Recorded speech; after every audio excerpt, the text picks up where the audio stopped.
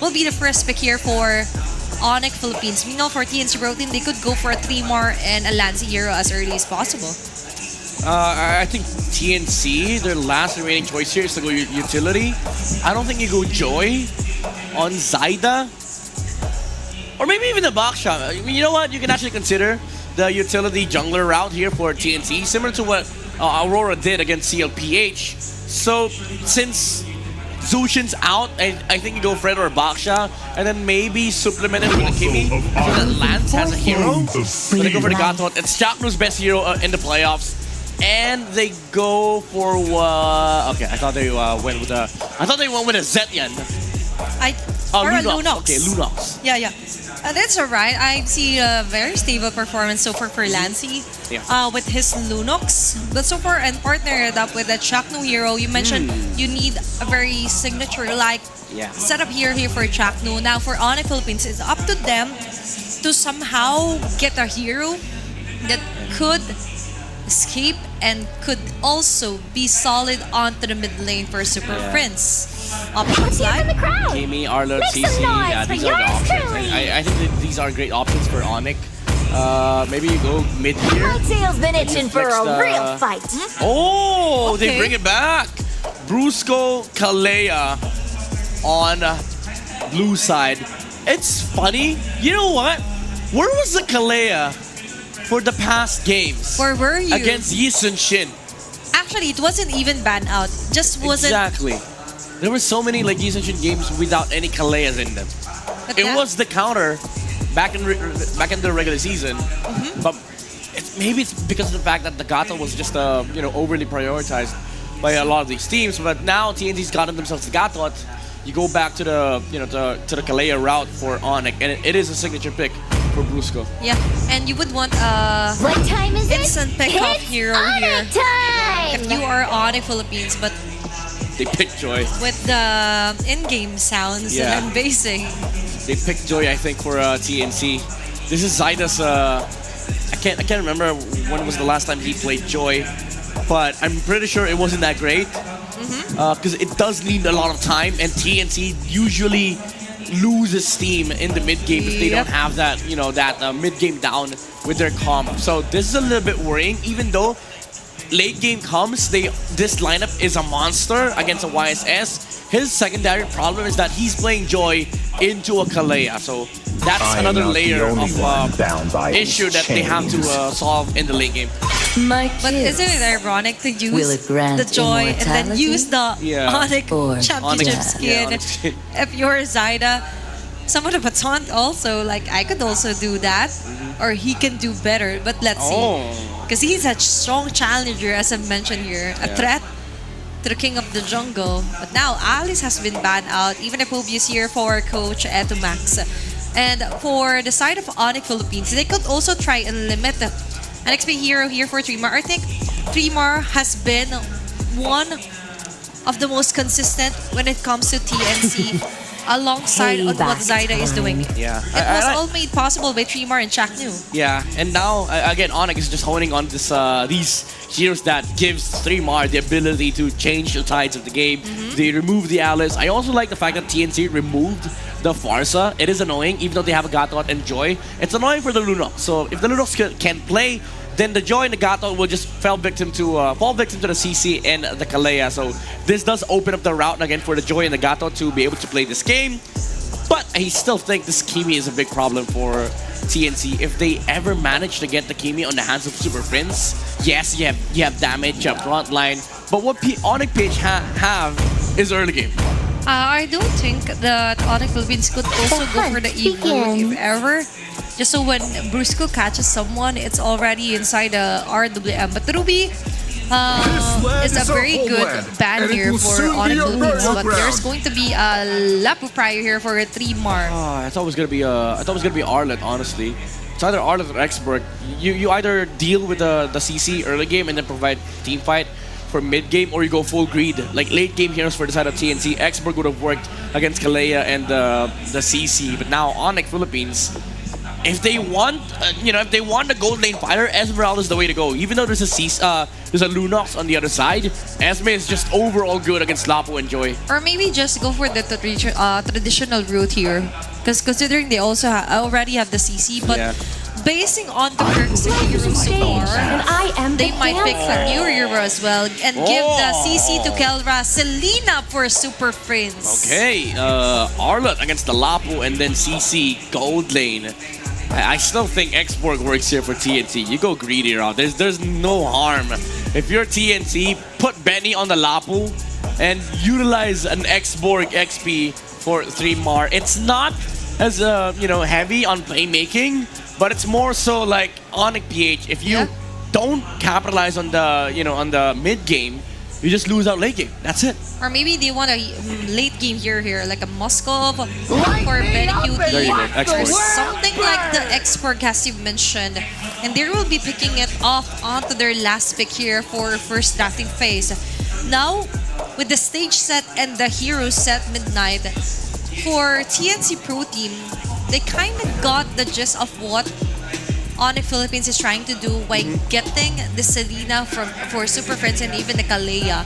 But looking at the index now, it's more of a late game spike here for TNC Pro Team. Yeah, I mean, again, it's as we've mentioned earlier, ONIC, they do have mid game. They have the capacity to snowball, but if they don't get King Kong enough, if they don't give King Kong enough farm and space, they're just gonna naturally lose to this lineup of TNC.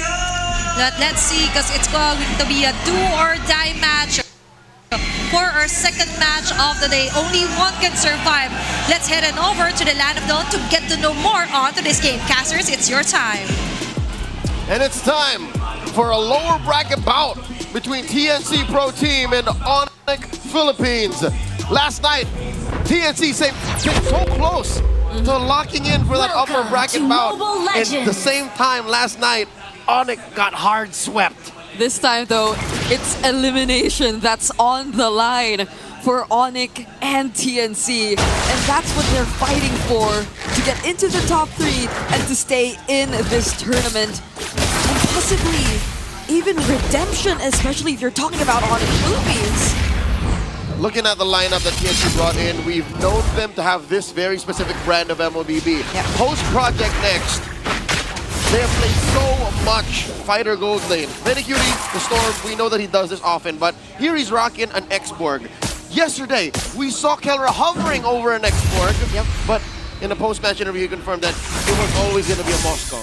Yeah, that's something ONIC hasn't fully committed to trying again, because it's not like they didn't try using fighter gold lanes at all. In the regular season, we did see them try explore, but this was the first one. This was the first one, and then we saw another hero, I believe it was along the lines of a Ruby, but it wasn't as successful of a campaign from ONIC. But maybe after what happened against Team Liquid, they've realized a few things that maybe they have to find a way to make it work. This first game will definitely set the tone for what has elapsed and what transpired in the ONIC boot camp to try and reset after yesterday's tragedy. Again, a sweeping loss against the Cavalry. This is their recovery. It starts now. Turtle about to spawn in the lower quarter of the map. Chakno gets knocked up here. TNC members are very low. I'm not so sure how they're going to be positioning themselves for this first win. I'm surprised he's not actually trying to reset prior the objective. This is expanding rivers either way, but Chakno's still staying here. And now they're not able to do anything. Nothing, Bree. Nothing. 10 seconds after it spawned, again, same question, like, what was the play? Usually when teams concede a turtle, there's always something else that they're looking at. Here, TNC seem to be going at half speed. Yep, and it's not what I'd expect for a team who's always been so committed to fighter lineups and have shown us such brawly games the previous day. This feels like TNC when they entered Game 5 last night. It's a much more careful, conservative approach to playing the game when in fact, this is not what worked for them at all. Yep, they've always been more successful in their element when they're constantly fighting. with a lineup like this, I don't exactly see how they can pull off a Phoenix Flash. That's the random fights that come out of nowhere that end up in a beneficial trade or totally free kills for TNC. That is their MO. That's what's been successful for them in the playoffs. And at least for ONIC, I'm liking how good they're holding the mid lane. And now speaking of mid lane, Chapnu might actually fall here. He's trying to sustain everything, and he will with the revitalized Super Prince. Fortunately had the flicker. Oh, but that's the Tsunami Slap from Brusco. Still not able to pick up a kill though, even if Kellera, or even though Kellera did join the fight. You see that? Both teams had their own fair share of doubts. Ult's thrown over here. Revitalize is popped over there. Flickers even from Super Prince. That's a lot. Yet no one fell. I'm even surprised that Chapnu still lives. Because those are 3 members of ONIC who poured out so much of their skills in an attempt to take him down. Maybe not the Tsunami Slam, but it's not like they needed it for that kill, supposedly, towards Chapnu. That's veteran Wiles, the wisdom that comes with playing for so many years in the MPL. He debuted in Season 4. He's been playing since 2019. That's 6 years that Chapnu has been doing this for a living, and he knows that Azagath Kachaki would not die. Benny Cutie gets his Pyrak armor pop. Yep, and that's 9 playoffs appearances too. But then Lancey going in, Super Prince has nowhere to run to. First blood for Lancey on this Lunox once more, but the Tsunami Slam gets committed onto the right target. Zaida's nowhere to be found. And there's another kill that goes into the hands of King Kong. Oh my god, Kirk going from target to target. Kellera dealing damage as well. All enough time for King Kong to take the turtle. That was such a quick decision from ONIC Philippines. Even though the fight was still on, King Kong did not decide to join at all. No. He just had to focus on his priorities, and being a Yi Sun-shin, this is such a great start. And that puts them almost 2,000 gold ahead. 5 minutes in, 2 turtles in the back pocket. This is the ONIC we've been looking for. Penny again gets his Pyraga armor pop. A trap triggered. It's not a good game to be an X-Borg. It's not a Farsa mid lane you're seeing in Super Prince, but the way he keeps bursting the Pyraga armor essentially feels the same. The rotations towards the top lane have been so frequent, and this is the first time we're seeing Benny on the X-Borg, but we're not able to see much from him just yet. Nope, we've always seen him get his Pyraga armor pop. No last insanities that actually mean anything. So TNC have to find a way to recover elsewhere. And it looks like the EXP lane ain't gonna be it. Folks, in case you've just joined us recently and are not aware of how things work, there are gold lane fighters now. So this is not a mistake. You're seeing an Arlen versus a Lapu-Lapu in the EXP lane and a CC and an X-Borg in the gold lane. Do not be confused about which is the EXP lane, because it's still the Arlot Lapu. It's just that we're currently at a point where even the gold lane mostly revolves around fighters now. Yep. And maybe it's also because of, oh, hold on. Tsunami Slam! Now that's an XP lane pickoff. We were just talking about it, and 3-Mar gets taken down. Boris James Paro has had it. Since yesterday, he's been struggling to get his team to a good position, and now he said he'll just put it into his own hands, literally, serving up kills. 3-2 now, still keeping that 2,000 gold lead, and King Kong farming. I think he's had it with this question of, so really, who's the king of the jungle? It's him! Individually, He knows it's him! right, it's like individually they woke up. Brusco now deciding to pick the Kalea. Oh, he is a bit more decisive in terms of the pickoffs. Hold on though, there's the Pyraga armor, he's intact. The last insanity we finally see it. Zaida actually gets the objective this time. Will Lancey survive though? He gets to walk away. The flicker knock up from Brusco. Lancey does not survive, and that's the last insanity just to escape. Kirk making things work as well. But so far, it's just TNC who lose a member! Oh my god! And it's no longer just one! The Monster Mage shows up! A flicker and a kill on the Betty! Okay, I know we mentioned things about waking Kirk! up. Now even Prince does, but Kirk gets taken by Zaida. So that's at least one trade TNC got. But in the past few team fights we saw, King Kong, Brusco, Prince, they've all had their individual highlights already. This was what was lacking from them yesterday. That's right. And now TNC are looking for a way to get into a dominant position. They need to get some offense in there. And Kelra pops that curtain call, throws it between Lancey and Three-Mar, almost takes down Lancey. Oh, he's gonna get punished hard. Zaida. He finds him there. Could have been really close for Lancey though. They're not letting Lancey serve as a secondary core in this situation. Nope. It's like they know that's what Lancey's supposed to do. So maybe that's also why they put so much emphasis towards the mid lane. A lot of fans online, armchair analysts, and everyone who has an opinion thinks Lancey needs to step his game up, and ONIC are pressing hard on that. They're applying pressure on TNC's mid laner, their team captain. And I'm telling you now, I get it. This is the right thing to do. If Lancey gets into a position where his damage is real, and he can start acting as a threat magnet as well to Selena, so that, oh my god, There's another setup from Brusco. He's mad, I could feel it. Yep. Now there's a Mountain Shocker too. It's a combo wombo. You're gonna get hit by one of these things, these arrows, those tsunami slams. Everything. Even Kirk is a real threat to Lancey. We don't even get to see the final slashes yet. It's like everyone else is able to look for openings even without Kirk starting things up. Brusco doesn't have the Tsunami Slam, but that's already enough to take out the Braga Armor. There goes Kirk. He finds a 3-man setup, and every single member of ONIC just decides to go in. Betty Cutie keeping himself safe under the turret, but another knock-up, denying Zaida of his attempts. And the double for Kelra on the CC. You know someone else who's had it with these haters, these naysayers? Who? That's Kirk. Kirk has had a rough season 16, and on this Arlen, he is earning all of the trust that was once there from the online community. Lord for ONIC, now they're up 4K. Wow, that's even a rose gold meteor pickup by Kirk. I could feel how aggressive he wants to play this Arlot. And even just now, that was a really aggressive one. He was already under the turret, and I'm surprised he still survived. And he's third in farm. Super Frizz ain't even that close. Super Frizz is like 1,000 gold away. So you understand why Kirk is farming this way, why Kirk is building up this item kit that allows him to do just that. Again, an Oracle, that casual Fury Hammer. Even Three-Mar can think twice with how the economy is going for the Phoenix Army. Yeah, we can't see Three-Mar confidently jumping in with the bravest fighter at all. No.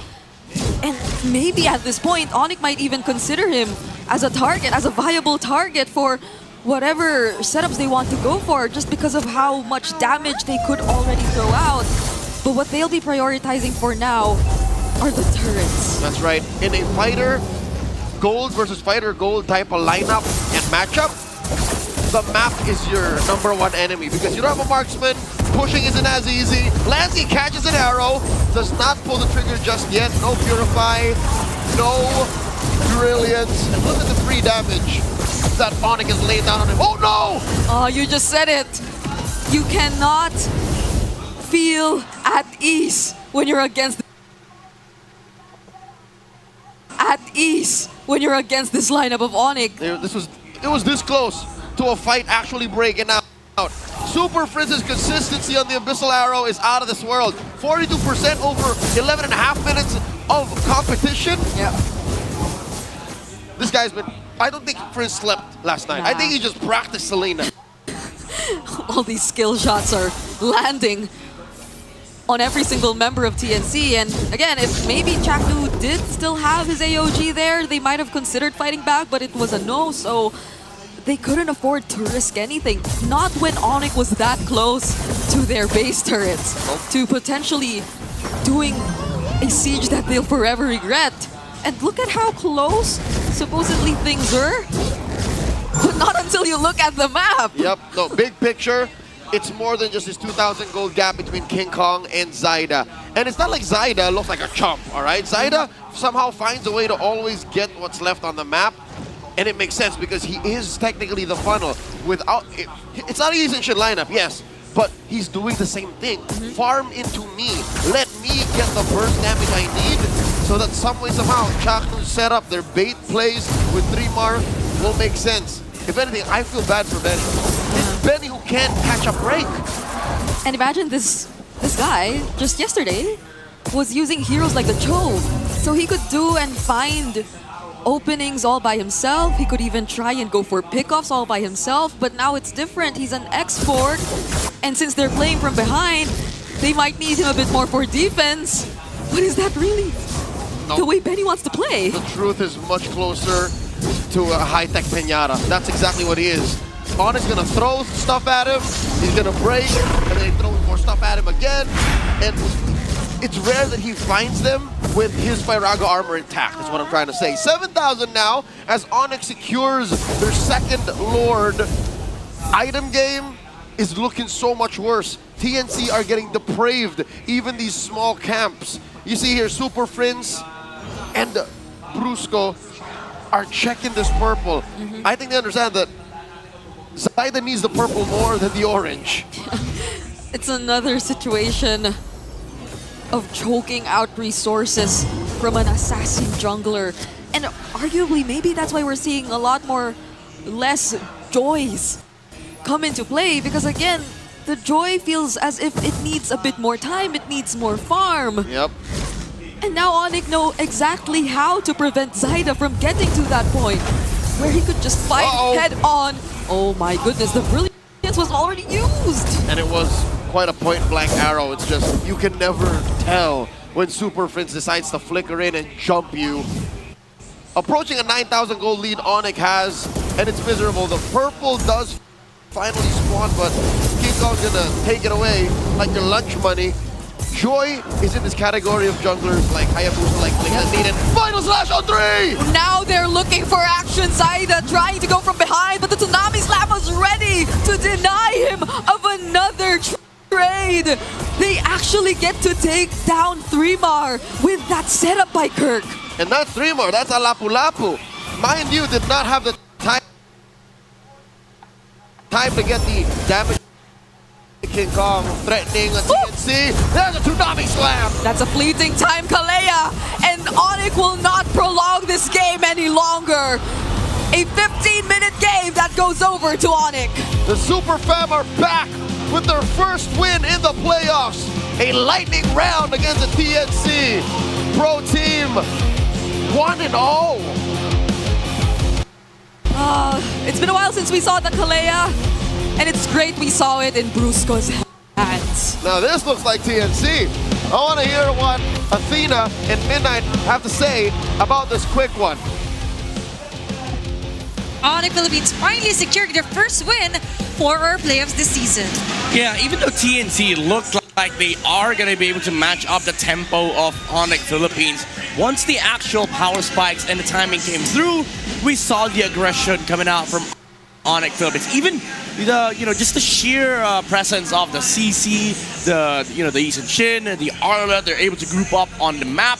Matter of fact, Kelra's sometimes over greedy with his map movements, but when they group up, TNC couldn't really fight in terms of the skirmishes because they have to wait. They have to scale up to the late game, but ONIC Philippines didn't allow them to, and it's because all of these shots were landing from Super Prince, the Monster Mage with the Selena, crazy arrows in the late game as well. Our Game 1 MVP, Super Prince, the Monster Mage, making waves here for our first game. Aside from that, long-range arrows, point-blank arrows, he's the man that you need. And even onto the highs of Zaida, you would expect that he would have the luxury to try and deny, farm up as much as he can, but that didn't happen at all. Yeah, I was gonna say, like, playing Selena in this game is kind of awkward. Like, there's a lot of ways for TNC to sort of dodge away from the arrow. I mean, the traps are gonna be kind of annoying, especially for both Zaida and Chaklu, but Benny Cutie and 3mar, they're fine playing against the Selena, but what they're not fine with is ONIC moving as 5. Every arrow that lands it converts into a natural kill for ONIC, and they understand that this is the way to play this game. Every single thing, every single kill that they could get should be taken, even if it doesn't necessarily like convert into objectives, because what it converts into is map pressure and also resource advantage. Yep, and the resource actually was in favor of King Kong all the time. Like most of the time, there wasn't even a moment that he was even denied. He was even visited here by TNC Pro Team. maybe in the earlier versions of a game, but up until the 8-minute mark, up until the 15th-minute mark rather, it was all pure ONIC Philippines time and again. And also those those kill shots were disgusting from ONIC. Aside from the arrows, aside from the jumps coming out from Brusco, that final slash from Kirk really sealed the deal here, nailed the nail in the coffin. And for TNC, they couldn't answer back. They were still waiting for the farm, the items, and the actual damage to come through from Zaida, but even the Joy was under-farmed. He was super under-farmed. By 10 minutes, he was 3,000 to 4,000 gold behind of King Kong. And just when you needed Kirk to step up, this was this moment. And Leo mentioned that Kirk is just, he's finally had enough. Yeah. Like, it's time to step up. It's time to boot up here for ONIC Philippines. And you mentioned Zaida here. For me, the early pick of the Joy was kind of a question mark. There are multiple assassin here if you want to go the route here for Zaida that they could have gone. And even the Lapu. There were certain questions as well on their comments, like there are more viable heroes here for 3-Mar, and Lapu for this game against an R, the first pick, just isn't it. I think they just wanted to see the flex of the CC because they didn't know where ONIC was gonna put the CC. They were right in like hoping that they would go gold and then pull out an Xborg last pick, but then again they were racing against time basically because ONIC Philippines, they had a deadline, but this game was just an an overwhelming example of if you're all greed, you're just gonna lose fights in the early game. And it's not TNC's fault, honestly. The draft, it had an idea behind it, but they had to delay ONIC's overall objectives, which I think it lies when TNC actually tried contesting the objectives of ONIC Philippines instead of forcing trades. That's the way to go if you want to play to late game. But ONIC Philippines, they were more than happy to take these kills that TNC's presenting them because every hero that shows up and fights, nobody could actually handle ONIC. Like what is a Gato gonna do against a CC, a Yi Sun-shin, and also an Arlet that could just displace him, which prevented the Gato from actually being a proper tank. Yes, he did tank so much damage, but there was no actual conversion for TNC. Yeah, there was just too much to handle here. And most of that came from Super Friends here, the carry for this round. And our BPI rich guy, King Kong, still, that was definitely one of the best games so far for them, considering they were stumped yesterday by TLPH. Now we finally see the Sigma pattern yet again here for King Kong. Yeah, they want to do the same thing to TNC. It's a short route towards the the golden rivalry against TLPH, but they have to win 2 more. This is, I would say, pretty much a blueprint game for ONIC Philippines, considering that they have King Kong on the the Yi Sun-shin, they have Kirk on the famous Arlet pickup for the Kirk deck. Even though Kelra is on a CC, it actually helped in terms of ramping up the the timings, the power spike for ONIC Philippines. So it is a worry for TNC that Kelra is able to do this in front of Benny. So I think for TNC, maybe not banning Lance is the way to go, because slotting in a Lance ban just forces you to go, Joy against Yi Sun-shin, which prevented Zaida from actually playing the typically known TNC game where they play aggressive from minute 1 up until they just win the game. And for minute 8 here, onto our head-to-head, the Yi Sun-shin versus Joy here for King Kong and Zaida really reflects on what you mentioned, that it kind of backfired that they banned out the Lancelot. So it was kind of like Zaida was forced onto this Joy, not like they were really planning out this one. It just meant that for TNC Pro Team, they have to really think about their next steps closely here, as there is no more lower bracket for them after this match. I'd have to say this is more of a draft problem for TNC. Not that they had a bad draft, but they were forced into the situation where they had to deal with the heroes by the individual lanes, and it allowed ONIC to just not worry about existing counters, because sure, you have Joy, it's a late game hero.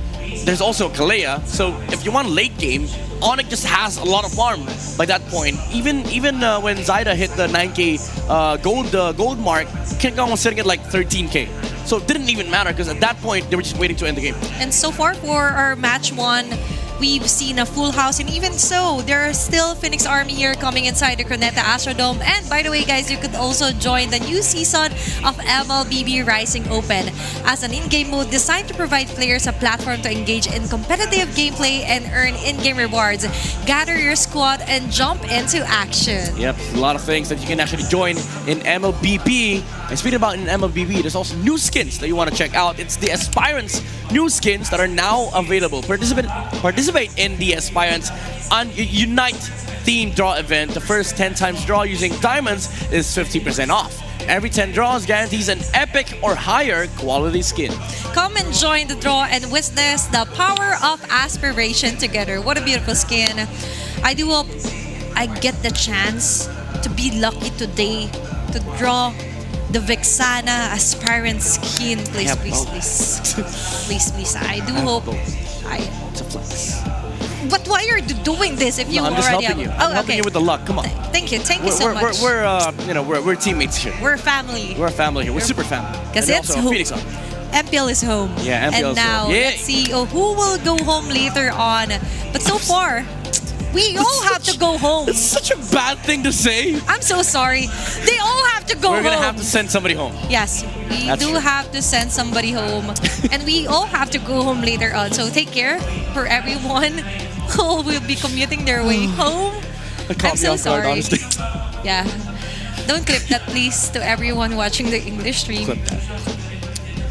Please, this is our secret now. Yeah. You are part of the inner circle. But for that circle, there was a first circle mood here. Like, I was like, oh, picking a Joy against against a player who has his own skin. Yeah. And then how ironic it is, like, was it a trigger to, like, actually, you know what, guys? Let's bang them. Yeah. Yeah. And too violent. I'm so sorry. Yeah, you're sending somebody home and you're also being violent on a player. But Don't do that. Don't worry, King Kong denied all of that. He was like, "You're not Sigma." But so far for our matches today, there will be so much surprises. But let's head over on to Odin with our merch giveaway. What time is it? It's ONIC time! 1-0 now for ONIC Philippines against TNC Pro Team. This is your very own Odin on the side with Ate Aliana. Napakaganda mo naman, Ate.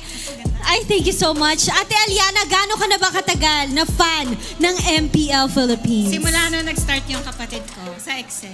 Okay, Season 7 pa. At sa mga hindi po nakaka-alarm, siya po ay ate ni...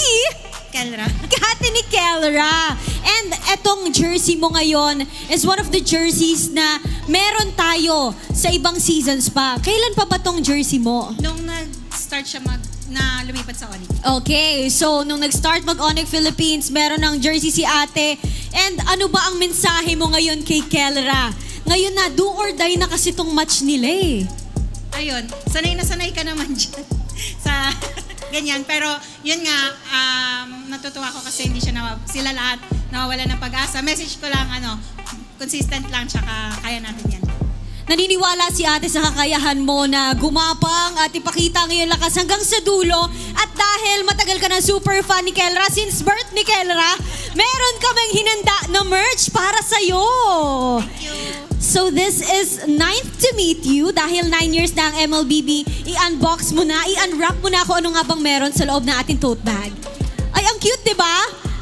Ate, bagay yan sa'yo. This is bucket hat with BB. Meron ka pang sticker. Ayan, meron ka pang... O, di ba ang ganda? Gusto mo ba yan, ate? Ipakita natin. Ang parang blanket na banner. O, hawakan natin pareho. O, di ba? This is limited edition at hindi siya nabibili.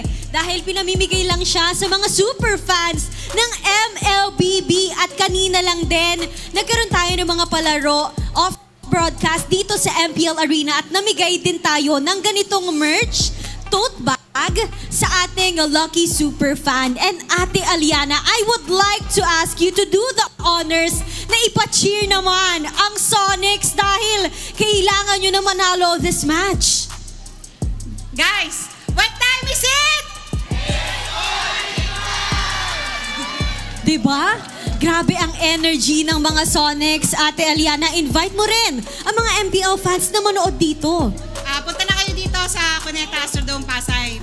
Iba yung feeling pag nanonood ng live. Maraming salamat, Ate Aliana. And once again, thank you so much sa ating lahat ng super fans na sumusuporta sa MLBB. At ibalik na muna natin sa aksyon kasama ang ating mga panel. Salamat. Thank you, Odin, together with our super fan, the sister of Kelra. She is actually the older sister, the ate in Tagalog here, and all support since the start of Kelra's career here on MPL Philippines. Yeah, I mean, she was with us when, ONIC Philippines won M6 and Kelra was named the MVP of that tournament. She was very ecstatic and was literally crying in tears and, of course, in happiness. Even Kelra's dad was there with us. Yeah, they were there. And that's the happy thing when we see on-site viewers as well, and it turns out they are loved ones, family. They're very low-key, but now they're very vocal onto their support to her brother. Of course, Kelra playing, finally getting the first point here onto their playoffs run. But let's see, because as she mentioned, sanay na kayo dyan is actually in translation in English like, you're used to it, Kelra. Yeah, you're used to it. But he's been with Omega for like a couple of seasons, and he's always like down there. You know, they're always close to being eliminated and then getting a podium finish. And I don't know why that happens. And we went to the point like his sister actually isn't nervous at all. Like, you can do that. You're used to it. Come on, just let me know when you're flying to other countries. They're actually getting ready for the next round. And for the next round, it's going to be TNC Pro Team for our first pick onto the blue side. Okay, even though I said earlier, ONIC should stay in the blue side, them being on red side isn't that bad. Because TNC, again, at this point, if they don't flex, they're not even going to be able to capitalize this first pick. That's one thing. Flexing is a requirement. Two is also like the ability to dictate the tempo such that in a way ONIC has to address all picks that are going to come up from TNC's side. So I think this Gatot pick, even if it's first pick, it's first pick worthy, I think should be relegated to blue 2 and 3. So far, we've seen some very locked-in Gatot Kacha picks from our previous seasons, our previous match rather. But for this matchup, would you think that they should just let the Lancelot go here, as you mentioned, from game number 1 draft here for TNC Pro Team? It depends. If let's say they're on the blue side. Yeah, let's say they ban Yi Sun Shin on red, then you definitely take Lancelot on blue. If they don't ban Yi Sun Shin, just leave both open. Because honestly, if you're forced to sort of get Lancelot first pick, then you're kind of not dictating the draft, the tempo of the draft. But let's see if that will be the case as we move on ahead here on to our game number 2 drafting phase. Before that, let's check out on what will be our map. Broken Walls? It's going to be Flying Clouds here for our round number 2. This does favor TNC. They've won some amazing games with it, and this is a map that usually tends to scale towards the late game because the ability to defend lanes is there. Now, ONIC Philippines, they remove CC and Hayabusa. Interestingly enough, TNC still removes the Fanny, respect to King Kong, but now both Yi Sun Shin and Lancelot are open, so this is definitely something that they're happy with on blue. Even if ONIC decides to ban one, they get they get one on blue. Even though they banned out the Kalea, as you mentioned, there are multiple heroes here available for Busco. They could go for the Grok route. They could go for the Catcher route because you only get one first pick here for TNC Pro Team. Nice ban onto the Yuzong here by Coach Why Not. Will they prioritize the Lancelot? Yes, indeed, for Zyda. So this is I think Gatot Yi Sun Shin for ONIC. If they don't want the Yi Sun Shin here, maybe Gatot Kimi, Gatot what's left for XP? Maybe not XP, maybe Marksman. Maybe. Or maybe you take the Kimi. Or get the Arlot all in all here for for Kirk. Yeah, you could get it out the art. The problem is TNC is gonna play the Phobius Or on the blue Yusin side. of course, here for King Kong. Or Yeah, that's the safest. I think you just go Yusin Shin Gato. There's no point flexing the Yusin Shin to red 3. yeah. And considering TNC Pro Team just could get the Kimi onto their hands. Are you Roots? We're here for Kirk and the Yusin Shin. You mentioned no need to flex here for ONIC Philippines. I don't know if they're trying to bait the the Lunox. This is probably Lunox Gatot for TNC. If they don't take it, then some either Lunox or Gatot is gonna get taken and banned, or maybe both. Honestly, if they don't take both, so TNC, this is a little bit of a requirement, which is a problem because again they're not dictating the draft. This is all ONIC's plan. Yeah.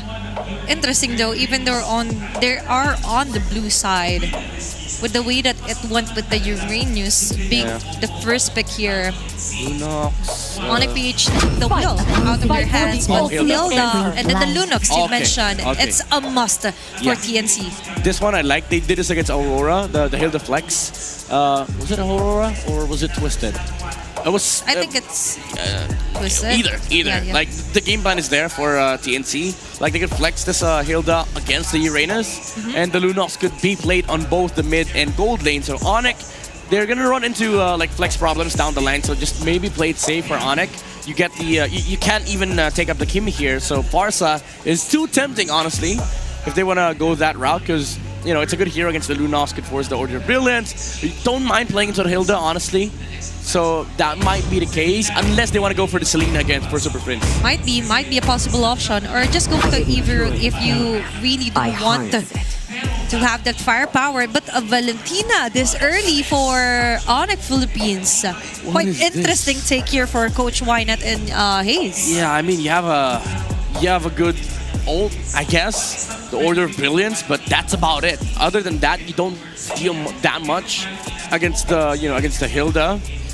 They can also run into problems later on if TNC just decides to go for the Khalid Roam instead of the Grok. I think they're banking on the idea that this Valentina pick is gonna block the Grok, and then they can get the Grok red 4. They're just giving that option, of course, with a Gatot Kacha also.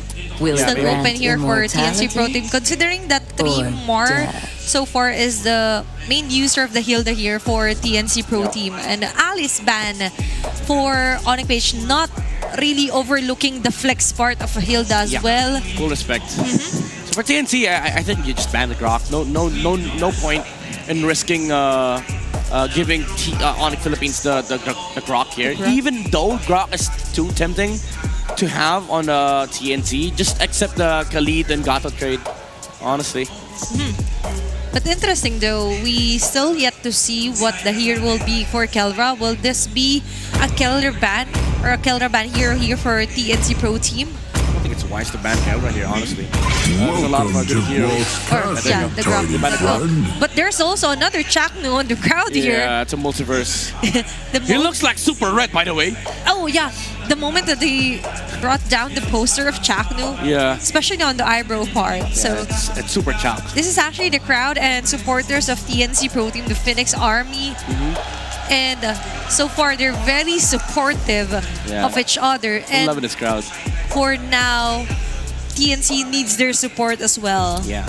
Maybe this is going to be the time we finally hear the cheer for Phoenix Army, but we would not be hearing and seeing Esmeralda for game number 2. What are they cooking for ONIC? Why ban Esme? That's 3 heroes. They could have gotten Esme, by the way. 4 heroes. Considering the CC is a flex onto the XP lane as well. Wait, are they going for a Lapu Gold? Are they going for a Lapu Gold? For Kelra? I don't know. That's probably last pick material, so maybe ONIC just gets either Gato, Khalid, or Hylos Red 4, and then they look at the TNC's last 2 picks, and then maybe pick up a Lapu last pick. Maybe. But for now, for TNC Pro Team, it's going to be the show. Wipe out all the injustice in the world. Very nice housekeeping here for Coach Adamax, because Brusco really is good with catch heroes, setup heroes, and the show is one of them. Yeah, Khalid's good here, honestly. Sand rises when I give the It's word. going to be a Khalid right on cue here for Brusco. Okay, TNC. We're still missing the roam and gold part, right? Yeah. We don't know if it's the Rome Hilda. on Hilda. There's a flex. Honestly, there's a three-way flex going on for the side of TNC. Safest bet would be to go Lapu. For 3 more and then put the Hilda onto Chaknu? I wanna say put the Lapu in gold, honestly. Oh. Well, to be fair, you could just go Lapu 3 Mar and then call me crazy, but Obsidia last pick for TNT, or even the carry. It worked actually. Yeah, that's true. He's a very phenomenal Obsidia user. The Phobius is possible here for TNC Pro Team. And a Bane gold here for Benny Cutie. Okay, the Bane gold I like. Now it's up to ONIC PH to get the hero for Kelra. Is it going to be a fighter gold or the traditional route of a marksman? Probably Claude, carry, Harith. Yeah. Even though there's you can argue some rubies, honestly. What if? Masha. Wait, I'm trying to lip read what Coach Wynut is doing. What if you go Clint here? Clint, Natan. Claude? Yeah, they're hovering over Ruby. They're hovering over Ruby. That's the best choice. Lock it in. That's the best choice. Okay, that's I going. like this. I don't understand this Phobius pick, by the way. Maybe I'm more on the comfort. Here for 3 more, they just don't want to use the Lapu yet again. Considering he's up against the Uranus here for Kirk. I don't know. I mean, even if I try justifying it, I still don't see. I mean, there's a lot of like sustain on the Phobius, I guess. There's also, always a rainbow. I'm trying to find the rainbow after I can't find it. We have to wait and see till the game starts. But let's look at how will TNC Pro Team work their way up as ONIC Philippine locks in the Ruby here for Kelra. As you mentioned, you're liking the Ruby last pick here. Yeah. It seems like a great team fight comp, honestly, for ONIC Philippines. But let's see if it will reflect on the way that they play this game as we move on forward onto the Land of Dawn, onto this do or die match, game number 2 between TNC and ONIC. Casters, it's your time. If Midnight likes that Ruby, I love that Bane. Welcome to game number 2. It's Leo and Bring It Up, bringing you the chance for TNC to maybe get back on the board as they're down 0-1 against ONIC Philippines. Welcome to Mobile Taking Legends. game 2s or maybe alternate games isn't something new to TNC, and they were able to accomplish that even against the top team of the regular season just yesterday. That's Aurora. And now let's see how they do that, because I'm liking the adjustments from ONIC so far. There's so much respect towards TNC's key heroes, but this time they get the Lancelot too. I think that's another surprise, because they've been making sure Zyda doesn't get a hold of any in game number 1. Yep, so you see our TNC just put their foot on the gas and say, yeah, just get Zyda something, because that joy was a little too much in game number 1. A lot of action in mid here. Almost getting taken down is Lancy, but he's caught up. King Kong on that usage shit. Oh no, Chaknu! Wait, this is a Hilda! But at least she got to flicker in the bush. Trigger that passive, get a little bit of shields on healing. Looking at the initial item builds, you'll see that both junglers get a little bit of extra damage to speed up that farm. What's the gold lane situation like? Again, a Bane versus a Ruby, both have some level of added sustainability. Yeah, I guess you gotta time the skills very well if you're the Bane. Because a Ruby can jump from or blink every now and then, that's the passive, but if you get to time it so well, or maybe even right after the passive, then there's no choice, or there's no other option but for the Ruby to receive majority of the damage. And I'm probably talking about mostly the deadly catch, if that's the case. But it's not like that's the goal for our gold laners. It's not like they want to kill each other in lane. They want to leave the lane and join this turtle fight, and that's what Kelra is doing. Look at how fast he's going. Brusco jumps on him, Turtle gets pulled slightly over to TNC. They're really trying to make things hard for Zyda here. He still has vision of the objective, though. Everybody's jumping in, and who gets the turtle? It's 3 Mar who actually gets it. The Deadly Catch deals so much damage to ONIC though, because Benny Cutie joins the fight as well. And Lancy takes a kill on Kelra. The Phoenix Army come alive. Suddenly, the red side of the Cuneta Astrodome makes some noise as TNC score that first turtle, get 2 free kills as well. I don't blame ONIC because looking at their lineup now, they can't do much in the early game. What were they expecting? What was the best case scenario here? A Raging Sandstorm into a Time of Fend and into really, they don't have damage output yet.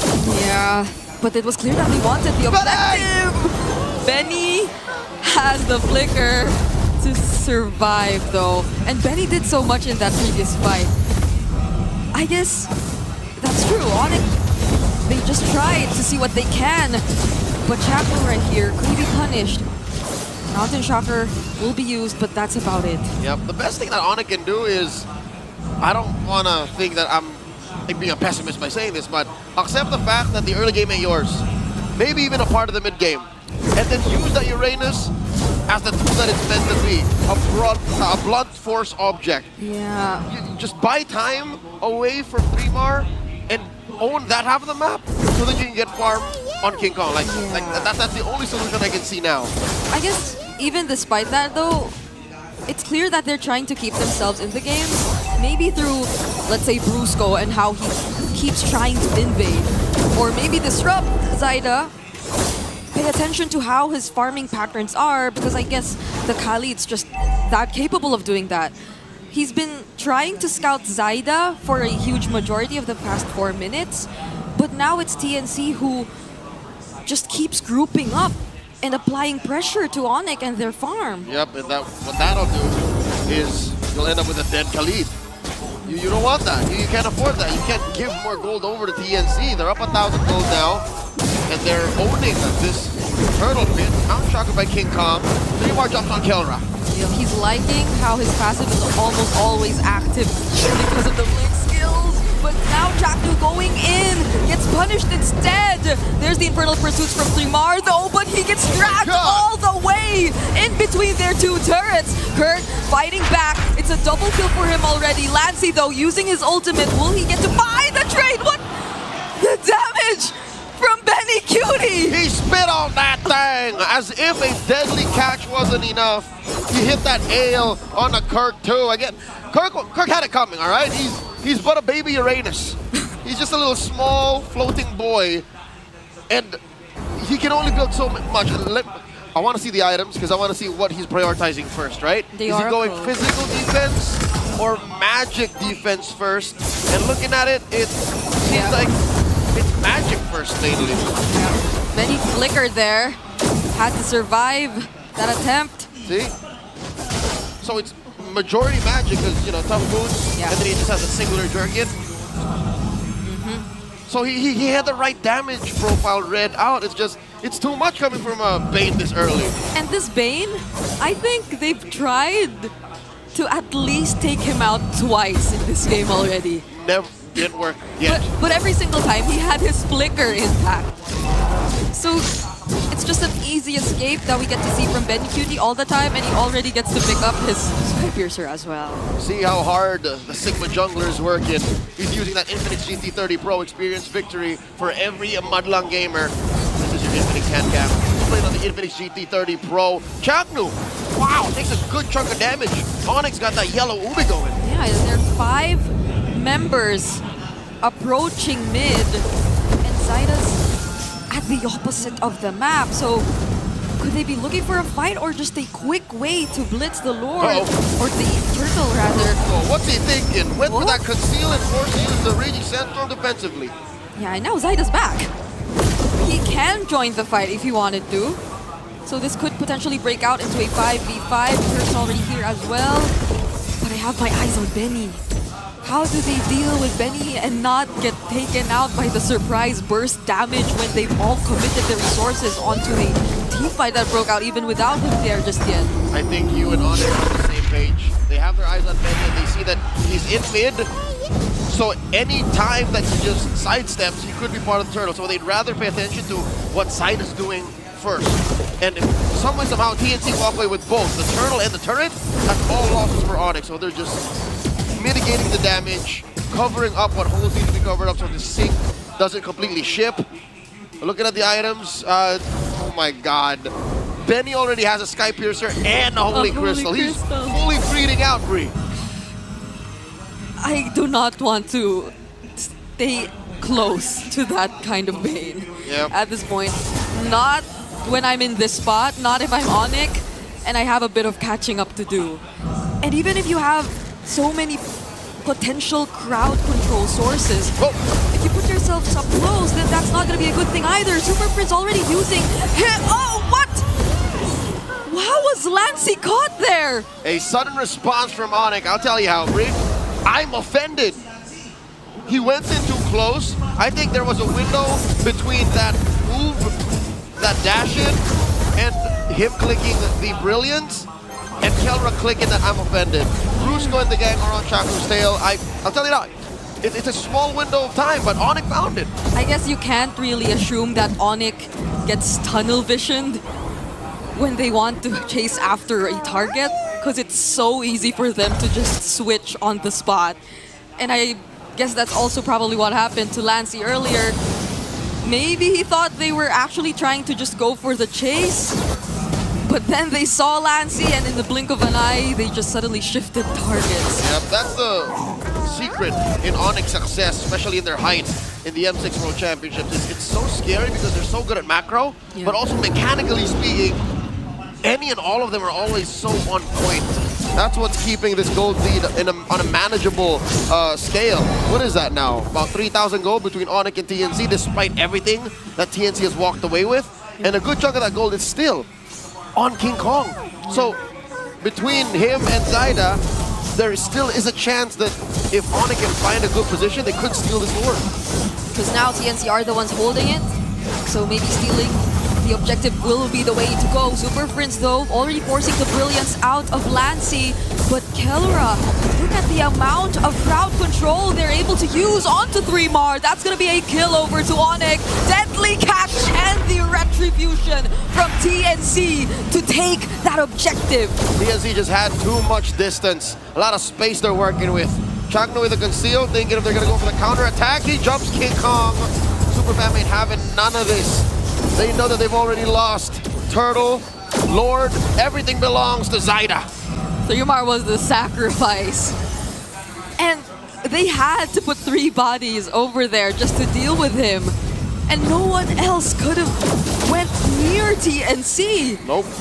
It's worth it, I'll tell you now. I think it's a good trade. Look at this.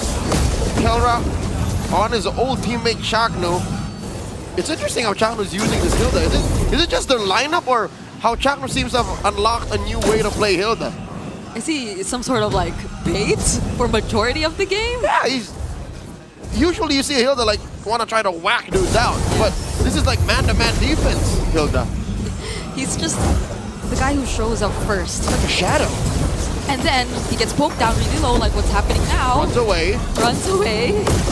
But then TNC, it still seems as if they're in the perfect condition to fight if ONIC chooses to. There's just too much going on for ONIC to deal with.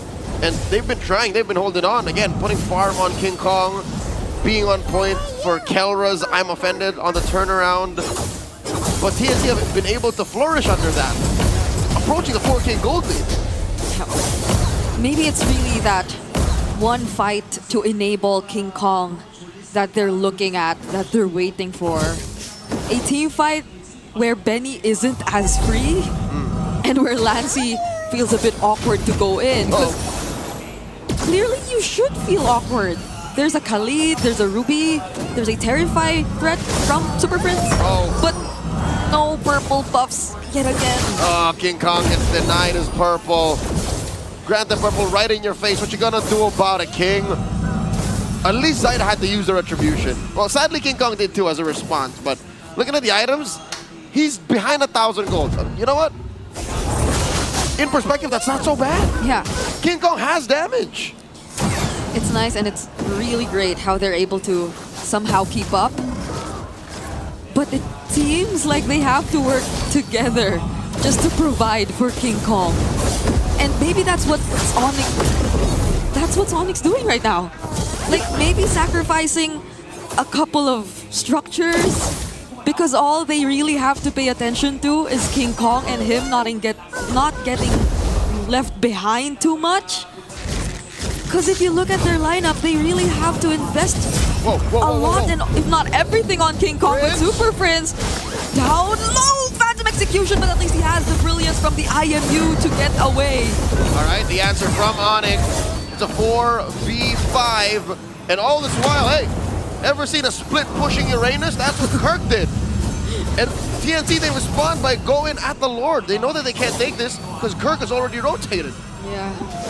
He can catch up anytime and come from behind, but I'm pretty sure TNC already know that. They have vision. Lancy already sees Kirk. Chaknu, though, already half HP. What's the plan for TNC here?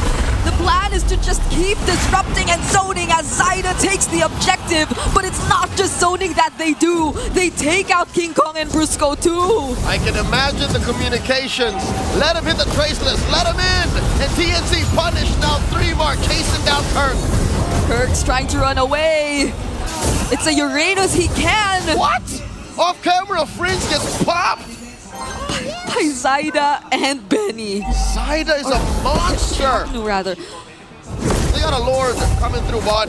Mid lane's gonna go down. There's very little things that can stop a Bane from taking your structures. We're at 7k up now. 3-mar actually went in there. Zyda's going to provide the follow-up. 3-mar gets traded out, and they finally take the base turret. But Lancy will have to say goodbye as well. ONIC defend as much as they can. King Kong still alive. Does TNC still force this? All right, Prince looking for a target. Can't exactly use IMU while you're in the air. Gets that deadly catch, takes care of that Lord. But they lose their last inhibitor up top. Okay, they just force the base turrets at least. Magic Sentry revealing Chaknu, but there's the conceal play still. ONIC might want to look for something, and it's Benny Cutie that they're trying to go after. But they spot Zyda, and they have to back away. Here's the real dilemma. How do you stop Zyda purely? Like, how do you take him down? Because Prince doesn't have exactly the best crowd control. Brusco has just one big one. Kelra, it's temporary. You know, you displace him, but yeah. Phantom Execution, Thorn Rose, Puncture Puncher, I'm good. I think that's a huge dilemma here that ONIC has. And ideally, in those brief moments, you should have enough burst damage to deal with the Lancelot, but it seems like they don't! Phantom Execution gets held for a bit, but still, Zyda making his way, dealing enough damage, forcing Super Prince to walk back to the base. See, it's even in those small openings that you don't get to see the damage coming from ONIC just yet. And that's when he was already serving himself up on a silver platter. You see how he punctured into the rest of ONIC, and none of them could stop him. That is the real issue here. Zyda has gone unfettered. He is running through ONIC's side of the jungle and through their lineup with impunity. 7-6, a bare base. ONIC haven't even broken through the tier 2s. I mean, I'd like to see them come back to that tier 2 up top. I'd like to see somehow maybe Kirk set it up, because that seemed to work. And he's had a looking at the stats, Brigida, he's had the best game out of all the Super Fam right now at 3-2-1. Yeah, that's true. But Zyda and the rest of TNC might not let ONIC do that anymore. They've been paying attention to the top lane even, especially now that we are about to see the next Lord spawn. So they're managing everything before this objective, which feels like it heavily favors them either way. Yep, again, that's what you get when the map is on your side, when you got a huge 6k gold lead, and when the opponent's utility, I'm talking about ONIC, just isn't enough. Like, there's so many things to set up for you to even clap back. This ain't even a dance. This is literally a sting operation. It's an entrapment by TNC. They're gonna do the same thing. They might even let King Kong trace this in just for them to kill him again. Yep.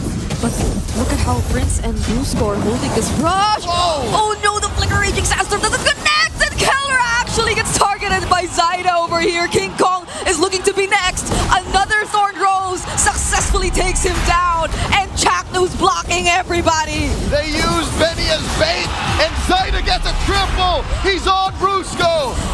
A failed attempt now turned to this. A flicker from Benny, and they're not letting him go back home. With Kirk left on the map, there's no way this Uranus defends. Godlike for Zaida as he gets a hold of the Lancelot. TNC are not letting us have a sweep. 1-1. TNC snatch back the momentum as they take game number 2. Could you hear that? I could hear the Phoenix Army. They're alive. Very affectionately called the Phoenix Boys by Chakno. Let's hear from Midnight and Athena. You like? Oh, yes, we like that. And now we finally hear the cheers from the crowd of the Phoenix Army as they finally get a point versus ONIC Philippines. I just don't like, I love the way TNT played this game, the aggression. Again, this is what I was saying earlier. Like, now you see TNT, they're the ones doing the Sigma pattern. ONIC lost mid lane control. They didn't have anything on his Valentina pickup. Super Friends, I gotta say, this was an underwhelming performance on the Valentina, and also they did not really address the the phobias of Trimar, and Zaida was just allowed to puncture through game number 2 and get the win for TNC. Almost perfect game for the Lancelot. In fact, he didn't even die in this game. Our crowned MVP for that game.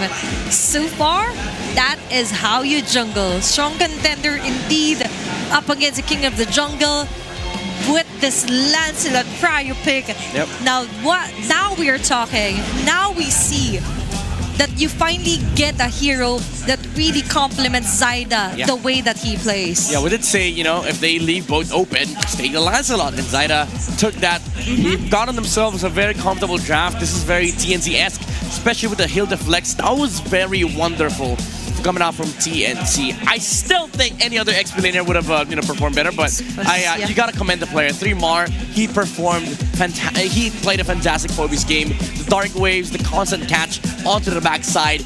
Also Chapno shutting down Super Prince and Brusco, even though ONIC Philippines had a better team fight comp. The fact of the matter is these team fights are awkward. It's all scattered. Every position has to be accounted for ONIC Philippines for them to actually engage.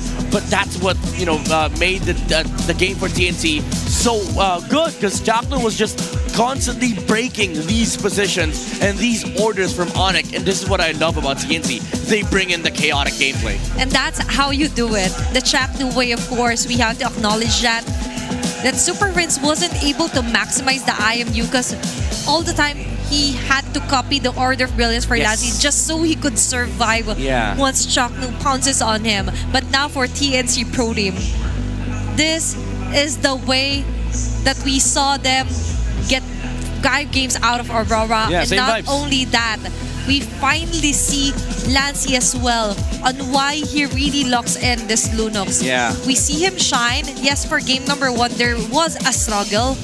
But for this game number 2, perfect play for his Lunox. That's why I was worried when they, ONIC Philippines took the Uranus. It's more like, yeah, sure, we could beat the Lunox, but didn't you watch their game against Aurora? That man has played 5 Lunox games, even though it's, some of his plays are questionable. The thing is, TNC made Aurora work. And now you force them to play this lineup, and this is what you get. They got the Sigma treatment in the middle lane. They got Landseed on their Uranus, and the late game it was basically just Zaida. Even though Benecuti, it was a phenomenal Bane game. He was unstoppable. Honestly, nobody could actually catch this guy, because even if they tried, the deadly catch is gonna come out, which begs the question. Where was the deadly catch on the Valentina? We only saw it twice.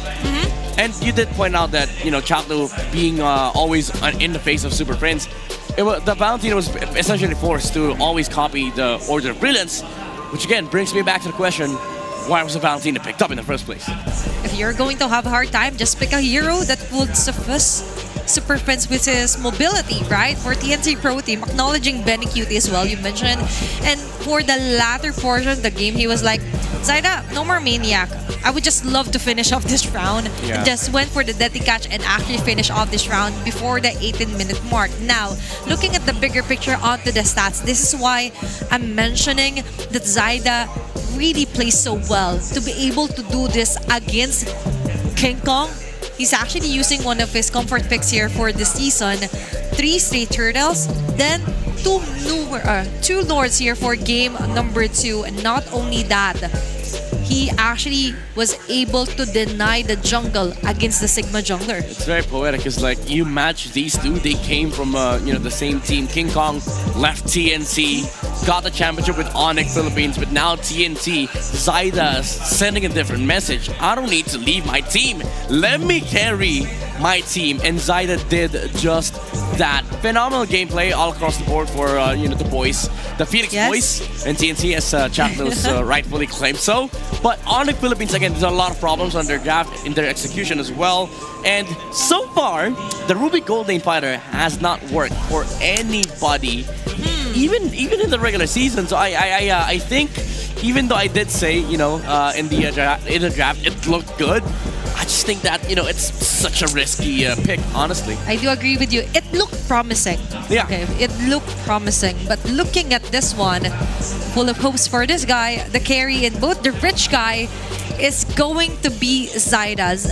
The Sandbag Kirk, of course, really defended a lot of the damages, but still, the setup just isn't there. And the damage here, as you mentioned, Super Prince wasn't able to maximize copying the deadly catch or whatsoever he wanted to copy.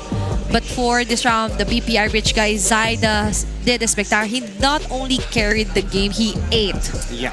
Arguably one of the best players in Season 16, honestly. Like, this guy just continues to impress so many people. Again, commended by so many, prominent names in the MLBB scene. Yes. Oh My Venus, even Kel VJ yesterday. And now, he's actually out jungling the Sigma jungler. Now, I want to call him Sir Zaida.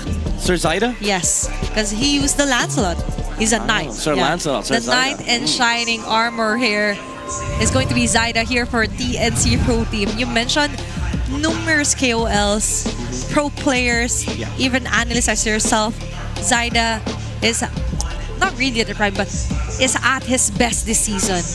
And acknowledging the fact, of course, that this is still a do-or-die match, and to be able to recover from the game number 1 and for game number 2, a total reset for the draft, of course. Props to Coach Etomax and Coach Hito, of course. Yeah. And so far, Hito. always acknowledge Hito.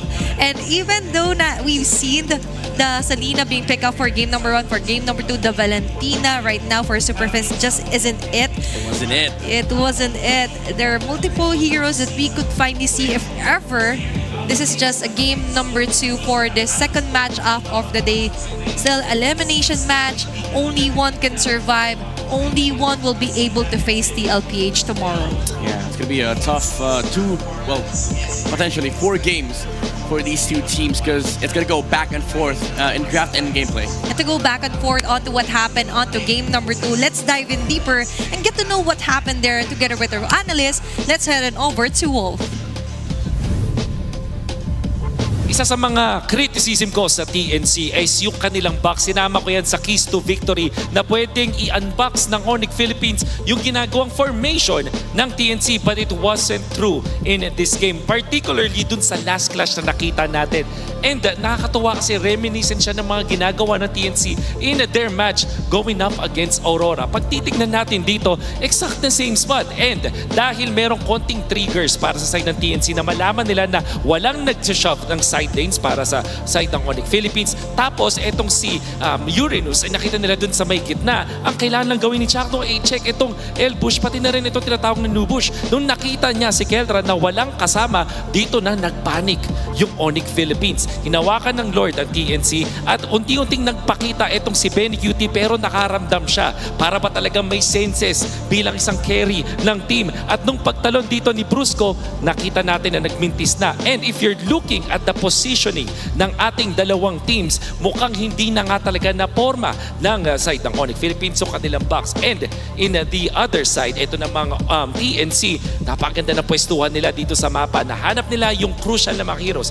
Keldra, for example, safe. Etong si Kirk ay hindi makakaabot dun sa laban dahil mabilis din namang kumilos. Etong TNC, that eventually gave them the advantage. Nauna pa ni Zaidang makuha itong kill kay Keldra at sunod-sunod na nga yung pag-snowball dito. Di na natin kailangang i-explain, kailangan na lang natin panoorin because at this point, dahil walang tamang formation ang side ng ONIC Philippines, TNC, literal na nag-kolekta na lang ng kanilang mga kills. At syempre, etong triple kill mula doon kay Zaida. Tinahi pa nga yung mga minion wave that actually was not in favor of ONIC Philippines. Etong laban na to ay napaka-importante ang draft pero mas importante pa rin ang formation sa ating mapa. In this Lord Dance, na alam nating lugi ang ONIC Philippines, mas lalo pa nilang pinalugi yung sarili nila by isolating Keldra at pinunish siya ni Chakto. Hindi pwede yan kay Chakto. The improvements from TNC are great at nandito na nga tayo papunta sa game number 3. Back to the panel. Thank you so much, Will, for dissecting onto what happened for game number 2, specifically pointing out key moments here for TNC Pro Team, eliminating the box, the circle, or whatever shape it is that ONIC was trying to form for game number 2. But you could also form and be featured as the next MPL Philippines Super Fan of the Month. All you have to do is join the MPL Philippines official group, engage with the community, and just go keep those interactions positive. Share any MPL related news and updates to the group for your chance to be named as the MPL Philippines Super Fan of the Month. And so far, we featured numerous super fans here on our MPL Philippines official group. And you could also get to know the players and interactions with our audience analysts there onto our official groups. And you could also showcase your esports skills and passion for gaming by organizing your own local tournaments through eProject Esports for Everyone. Participants in this program will be provided with special access to tournament modes, in-game items, styles, and many more. Visit the MPL Philippines website for more information and, of course, how to apply. And that's also a start. If you want to grind, you have the tournament access. Yep. You want a community of your own. If you're actually willing to make an effort and create your own tournaments, this is a big help. The esports project for everyone. And for all the communities out there, we have interesting booths here on our MPL Super Fan CTR and MPL Festival. You could also see your favorite players. MDL teams, of course, are visiting here, and the merches from different teams across MPL Philippines. Yeah, there's a lot of things to look at here. So I think we have a surprise for these guys. We will be able to see what's happening on our MPL Festival. So let's all watch this. Magandang gabi and welcome back to Super Fan City. This is your very own Odin in another episode of Adding Merchandise to My Collection. And we are here at TNC Pro Team's booth with Miss Sophia. Ano po ba ang mga bestseller natin dito? Actually, ang bestseller namin is jacket at season 16 na jersey. Napakaganda talaga nitong jersey na to. Ano ba yung kakaiba dito sa booth nyo? Meron kami ditong light stick. Parang gusto ko yan mga ganyan kumikinang. Maraming salamat! Next up, the Minds booth with Kuya Jerome. Ano bang meron dito sa booth nyo? Mga merch po natin na may jacket po, tsaka jersey. And then yung cup. Parang bagay sa akin to, Kuya. Bagay ba sa akin to? Patingin nga kung bagay. Ay, parang oo nga, no? Thank you, ah. Next landing, Falcon's Nest. At makikita nyo dito may dice sila na may corresponding prizes kapag ni-roll nyo yan. And Miss Jenny, ano ba ang bestseller natin dito? For the Falcons booth po, we have the best seller, our hoodie po. Do you wanna try the hoodie po? Ay, ako pa yung tinanong mo talaga. Maraming salamat, Miss Jenny. Sa'yo na yung hanger, akin na yung hoodie. Maraming salamat. Let's go to our next stop. Ngayon naman ay pupuntahan natin ang ONIC booth. Ano po ba ang bestseller natin dito? Sa ngayon po ang bestseller natin is yung jersey na yellow po. Fancy edition. Tapos meron din pong black. Thank you, Kuya. Favorite ko yellow eh. Salamat. Ito po. Meron din po tayong freebies. Ay, meron pa. Freebies? Ano to, clip? Yes po. O, diba? Salamat. Malapit na makompleto ang aking collection pero parang kulang pa. Kaya nandito tayo ngayon sa Aurora Gaming Booth. Ano po ba ang bestseller natin dito? Of course, available pa rin yung Season 15 shirts and they are still our bestseller. Official Tai Chi uniform is still available in Aurora Booth. Madam, ano yung para sa akin dito ngayon? Lanyard. Love it. Thank you so much, Madam, Dadalaw naman ako dito sa kabilang barangay ng Smart Omega. Kuya, ano ba ang meron tayo dito? Meron po tayong iba't ibang jersey at saka mga jacket po. At tulad po ng S16 na jersey po namin, bagong-bago.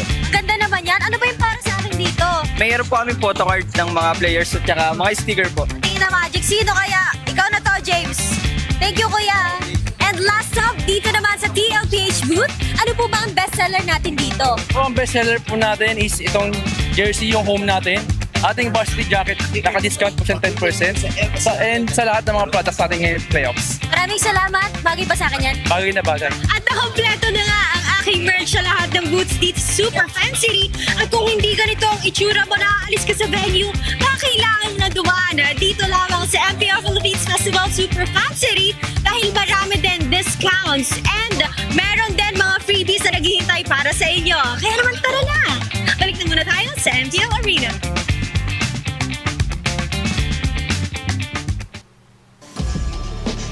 What a refreshing sight to see with our very own Odin touring us around onto our MPL Super Fan City. Yep. Featuring different booths of our team, and I already eyeing out some jerseys from our team right there. Yeah, that actually made me want to count how much money I have. Because I want to buy some of the merch. I think I have 6 pesos. I have 5. So we're kind of poor here. If you're willing to donate, just kidding.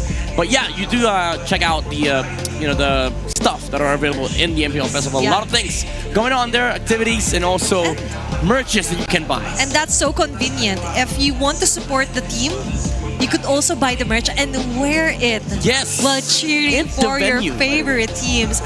And you could also win a merch, just like Kelra's sister earlier. Oh. Just because she was also wearing the merch of ONIC Philippines, like a lucky super fan. So be on the lookout. Yeah. Maybe tomorrow you would be the next super fan who will be able to get the 9th anniversary MLBB tote bag with featured blanket, bucket hat, sticker, and everything else. But so far for game number 3, let's head on over and check out on what will be the heroes the TNC and ONIC Philippines will be using. But before that, walls. Give me walls. Grass. Give me walls. Okay, grass. Give me walls. Okay. Cloud. Now they give us cloud. Yeah, we're unlucky now. Looking at the win rates on a 50 and 57 here for TNC and ONIC Philippines. Not bad. Not bad. For the sides, I think it's going to be ONIC Philippines onto the blue side and red side here for TNC Pro Team. Ban out Lancelot and even Yisin Shin Hayabusa Fanny. Oh no. Okay, wait. ONIC? There's a chance. They trapped themselves. Now? What do you put Kinko on? Joy? And then TNC just straight up picks utility junglers. Or, the utility Fredrin Baksha. Will we be able to see that? Okay. And Jushin, by the way, is open here for both of our teams. Is this first pick Yuzong for Kirk? Oh yeah, the Yuzong. So far, it got left behind. So wait, ONIC or the back? I'm seeing a backshot on the mouth of Coach Wynot. Yeah. Is this CC first pick? Or for ONIC? Flexible. Karatkacha? Or maybe the CC. Just get the CC overall. Just get the CC, honestly, because it could be flex on both XP and gold. So now TNC. It's time to just get the Yuzong here, honestly. I think they shouldn't let go of the Gatot in my opinion. Yeah, maybe Gatot Yuzong. They don't have to pick up the jungler here. They have Fred and Baksha. Or even a Gatot Jushin, as I've seen that combos numerous size. And it's not that hard to execute, but might be an overkill. That's if you're convinced that Kirk doesn't play the Yuzong. Maybe. What? Wait. Joy and Jushin. Midnight. I don't know, man. There's something when they're on the red side here. Yeah, I think TNC is convinced that okay, let's just take away the joy because it's still one of the still one of King Kong's signature picks. Just give him utility jungle. If he's on Fred, if he's on Baksha, TNC's happy. I think that's the game plan here. So that's why they picked up the Zushin too. Maybe. So but is it enough of a reason here for King Kong to be threatened? Because remember, you could just go for a debut like a Suyu here. Mentioned that. That's hard against Zushin and Joy though. But let's see, he's the king of the jungle. The Kimian Katakaji here for ONIC Philippines. And the Yuzong for TNC Pro Team. Matter of fact, add Hilda to the mix here complete for TNC. Hilda or Hylos, last phase. So, ONIC, they have to clear those out. Those two heroes are just going to be problematic for them. But let's see. Now we're heading on to the banning phase. Now, you ban a hero again for King Kong if ever, or even for Kirk. Because I'm convinced that this is going to be a Keldra CC from basing on the games that we've seen so far. Yeah. This is a big problem for ONIC. I think this will come out to bite them after this game. If they ever lose, this limitation is going to expose them for the remainder of the games. Yeah, and remember, whoever wins this game will get the match point, and now they ban the Fredrin. Okay, maybe they just don't want the Joy to be matched up with the Fredrin. It's still a decent answer, but the box is still open. That's I think TNT hopes to give King Kong the Baksha so that it gets heavily countered by the Yuzong and the Zushin. So if you're ONIC, this is the time to bring out new junglers. Okay, Hilda gets removed. That's a good ban from ONIC. Yeah. This is the time to showcase how wide King Kong's hero pool is. Suyo's still there, but it's just a terrible choice for him to make, especially seeing these three heroes. I think Lucas could also be a good good pick. Yep, for and ONIC. we just want to put it out there. And that's a very deep dive here onto the bans for Coach Etomax and Hito. Considering that even if King Kong picks off the Ling, you will be having a hard time being chased down. Again and again, you have the Yuzong here for 3 Mar. But there's a obvious possibility here for ONIC PH, by the way. Yeah, I don't think they don't care about the Phobies, honestly. 3 Mar's gonna have a good time dealing with the Phobies. Grok, the man Grok instead of the Hylos. It should be an easier Hylos for TNC, honestly. Need no protection. They could just go for a Baksha. They took the Baksha! Oh my god, there's no hero left! There's no hero left for King Kong! Now they go for that checkmate! What do you pick? Barats? What do you take for King Kong? There's none left! Lucas, Suyo, Helkert, Heck, Amon! They ate and left no crumbs. Yeah, they cleaned up. They were like, okay, we're gonna eat it in your room. We're gonna order room service for you. They licked it clean. They licked it clean. They washed the plates, and they called room service. King Kong has no hero left. He's exposed. This guy's exposed. Now they're contemplating. We have to show them something new. Okay. And it's going to be Anakai That's a good jungle. Close call there. Yeah. Midnight. That's a remedy. They still are able to pull off a combo between Arlott and Akai, but these are terrible heroes against Yuzong, by the way. Now, Benny, let me see some fighters. Let me see some Esmeralda. Let me see some Yuzong Gold. Because honestly, Phobius is open for a 3 Mar. I was actually counting on the Phobius for ONIC, but you're right. It also fits onto TNC Pro Team's lineup after that Akai and Arlott pick. Whatever they want to pick, just go for it.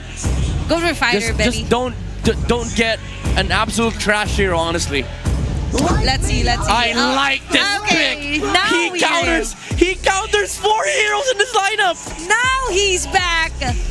Out for redemption, out for revenge for his ex-Borg. Midnight, with the way that the draft went. 2 words to describe for each team. 2 words? 2 words. That's a challenge. No. Oh, wait. Okay. I'll make it 3. 2 words for each team, right? Yes, for each. The draft. Okay, make it 3. Okay, make it 3. TNC, you should win. Oh, okay, that's 3. That's 3. ONIC, you should lose. Oh my gosh. Is this a hot take? An epic take? Yeah. A mythic take? No, after that draft, TNC should win. If they lose, the loser deserves it, honestly. But let's see if that will reflect onto their game as we move on forward. And let's head on over to the Lano Dome with our casters. This honestly wasn't in my bingo card for day 3 of the playoffs. Hack a King! TNC are deploying Hack a King in an effort to get the match point first against ONIC Philippines. This probably wasn't on my bingo card at all this season. The whole season! All season! An Akai in King Kong's hands! The mechanics! All assassin picks gone! Hey. In defense of Akai, right? Okay. I'm an Akai user. Yes. There are some moments where you really need to be in the right place at the right time. So there's some mechanics involved. But that's more so if you're a flicker Akai. I guess, you know, the reposition.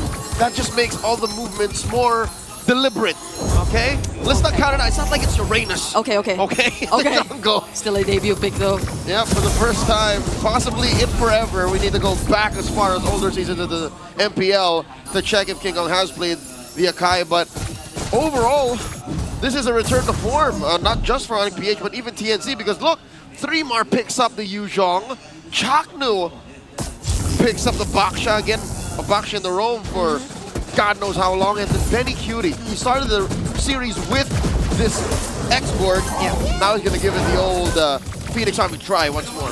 I feel it's a lot better for the X-Board now though compared to game 1. Oh, hold on, Kirk against 3mar! Oh my God! The Shah! The Shah takes him down! I do not want to go 1v1 against an Yuzhong ever again. Zaida nearly got a kill there. It's a 0-2 for this Joy, but so far it's looking good. Okay, Brigida, tell us exactly why that X-Board was good going into the ONIC lineup again. Because you don't get to see any form of burst damage from ONIC's lineup. That's right. And it feels like if he was struggling to always have his Viraga armor in the beginning of a team fight in game number 1, that might not be a problem at all now that we're in game 3. Black Dragon form coming in. Spots Brusco, pushes away King Kong. Ooh. No dice, TNC get it for free. This is looking like a really good start if you're TNC. You can hear the Phoenix Army really hyped up. Earlier, ONIC have successfully choked out a lot of Zyda's resources as the Joy. But look at where Zyda's farming now. He's farming on their side of the jungle. Even Kelra's struggling. One more thing to add. Oh my God, they catch Jackal heavy spin. Oh, their Vitalize is there, but those were endless vengeances from Kirk. It's the MSC Akai Arlot all over again. Lancelot at home, but 3mar finds sweet revenge right here, right now. Kirk falls. This Yuzhong is no joke. There's a reason why it's prio banned so far. It's handling the Arlot so well. Oh, Zyda though. Chaco going in. Baksha Shield Unity, but he gets to walk away instead. Could have been really dangerous if only he was a bit more further into the turret, but again, at least there's no threat of sudden burst damage. Yeah. So they can just take it easy. That is on the defensive side. Offensively speaking, I think the X-Borg is great going in on it because look, utility jungle, huge HP on that Gatot, on that Arlot, on that CC. And they're just going to stand in front of him, and then he can get all those true damage stacks. Yeah. So TNC, this is a dream situation. A great start. 3.5 minutes in, they're already up 1,000 gold. They're making this Joy look good. How does this feel for ONIC? This Joy on the M6 championship skin, by the way. That is literally King Kong. Which we did just show right now. They're using this exact skin against ONIC, and they're not having such a great time. Zyda's first to position himself near the objective as well. And Benny, the export, finally gets to join. What could you expect? It's not going to be easy for ONIC to start things off, but instead it's TNC who starts everything. Brusco already using the AOG, but 3mar. Dog, 3-man gank on that Yuzhong. Didn't even get to use the Black Dragon form. Now ONIC repositioned, going for the turtle. Now with 3mar gone, there's no Black Dragon form, but that's a surprise. Final slash. Benny Cutie also throwing out those flames, and he gets the turtle. How did that happen? It's Benny who secures the objective for TNC. Without a retribution. I mean, Zyda helped for sure, but in the thick of things, it's that last insanity. Now in comes the Black Dragon form. And he's just going to zone every single member of ONIC in an attempt to take this mid turret, but 3mar. That might have been a bit too dangerous. He was short and Shaw, and he gets taken down by Prince. The super fab clap back. Kelra takes a turret down bottom as well, but Zyda clearly wants to trade as much as he can. ONIC starting to be a lot more aggressive now though, but does King Kong get the purple buff? It went to Lassie. What? Lassie took it. And Zyda got his! All the purple go to the Phoenix army. Off camera, Kelra takes down Benny. That's just to the right of the current camera angle we have now. This is pandemonium. This is mayhem. Game 3. This is a long shot from what MPL Philippines looks like on the daily. Still a bit more closer than we thought though. Crimson Beacon. It's less than 1,000 gold lead, but Brusco, Lantern Flare stacks coming in. The Revitalize was already used. And that's just because of Lancy and 3mar in mid. Could have been lethal if 3mar stayed a little closer to Brusco with another big choke slam. Could have been it for the Bruiser. All right, ONIC able to recover just a little bit. Truth be told, they're doing so much better than we expected, given that they've taken down 3mar. And I'd like to think that it's not over just yet. Just because King Kong did not get a favorable hero doesn't mean the rest of the team can't pivot. We just don't see ONIC choosing to fight and sync up just yet. They haven't, the kind of lineup that they have doesn't need to sync up. Like, it's a fighter lineup. So everything has to happen all together. Black Dragon form starts it up, turns out a quarter of his health. But I guess it can't be too messy either. But Benny Cutie, oh no, Zyda really takes this objective. Everybody's just pulled back in. Benny Cutie takes down Brusco. Last Insanity already committed. And the heavy spin was used just to escape. So now they don't really get to sync up anything. See, that's what I'm saying, Brie. ONIC, they don't need to sync up, but they all have to be there. It's a front line heavy lineup. TNC, they love that. Benny Cutie welcomes that all day, any day. Specifically today, on Friday, he might actually get the match point against ONIC first. They're up now 2K. But it's not like they could choose not to just walk up front. I guess maybe for Kirk, he could try and come in from weird angles, and maybe you could see the same from Kelra, but King Kong, based on how great of a map control we're seeing in TNC's hands right now, I don't think they can actually take the Phoenix Army by surprise as much as they want. No, it has to be an honest approach or a clean pickoff, like one or the other. And I think it's the latter that's more possible. A passive push up top by TNC. They're slowly building up this lead. If there would be a pickoff for free from ONIC, I think it's off of, as you mentioned, Kirk. He has to feed these skills over to Kelra, feed these skills over to Prince.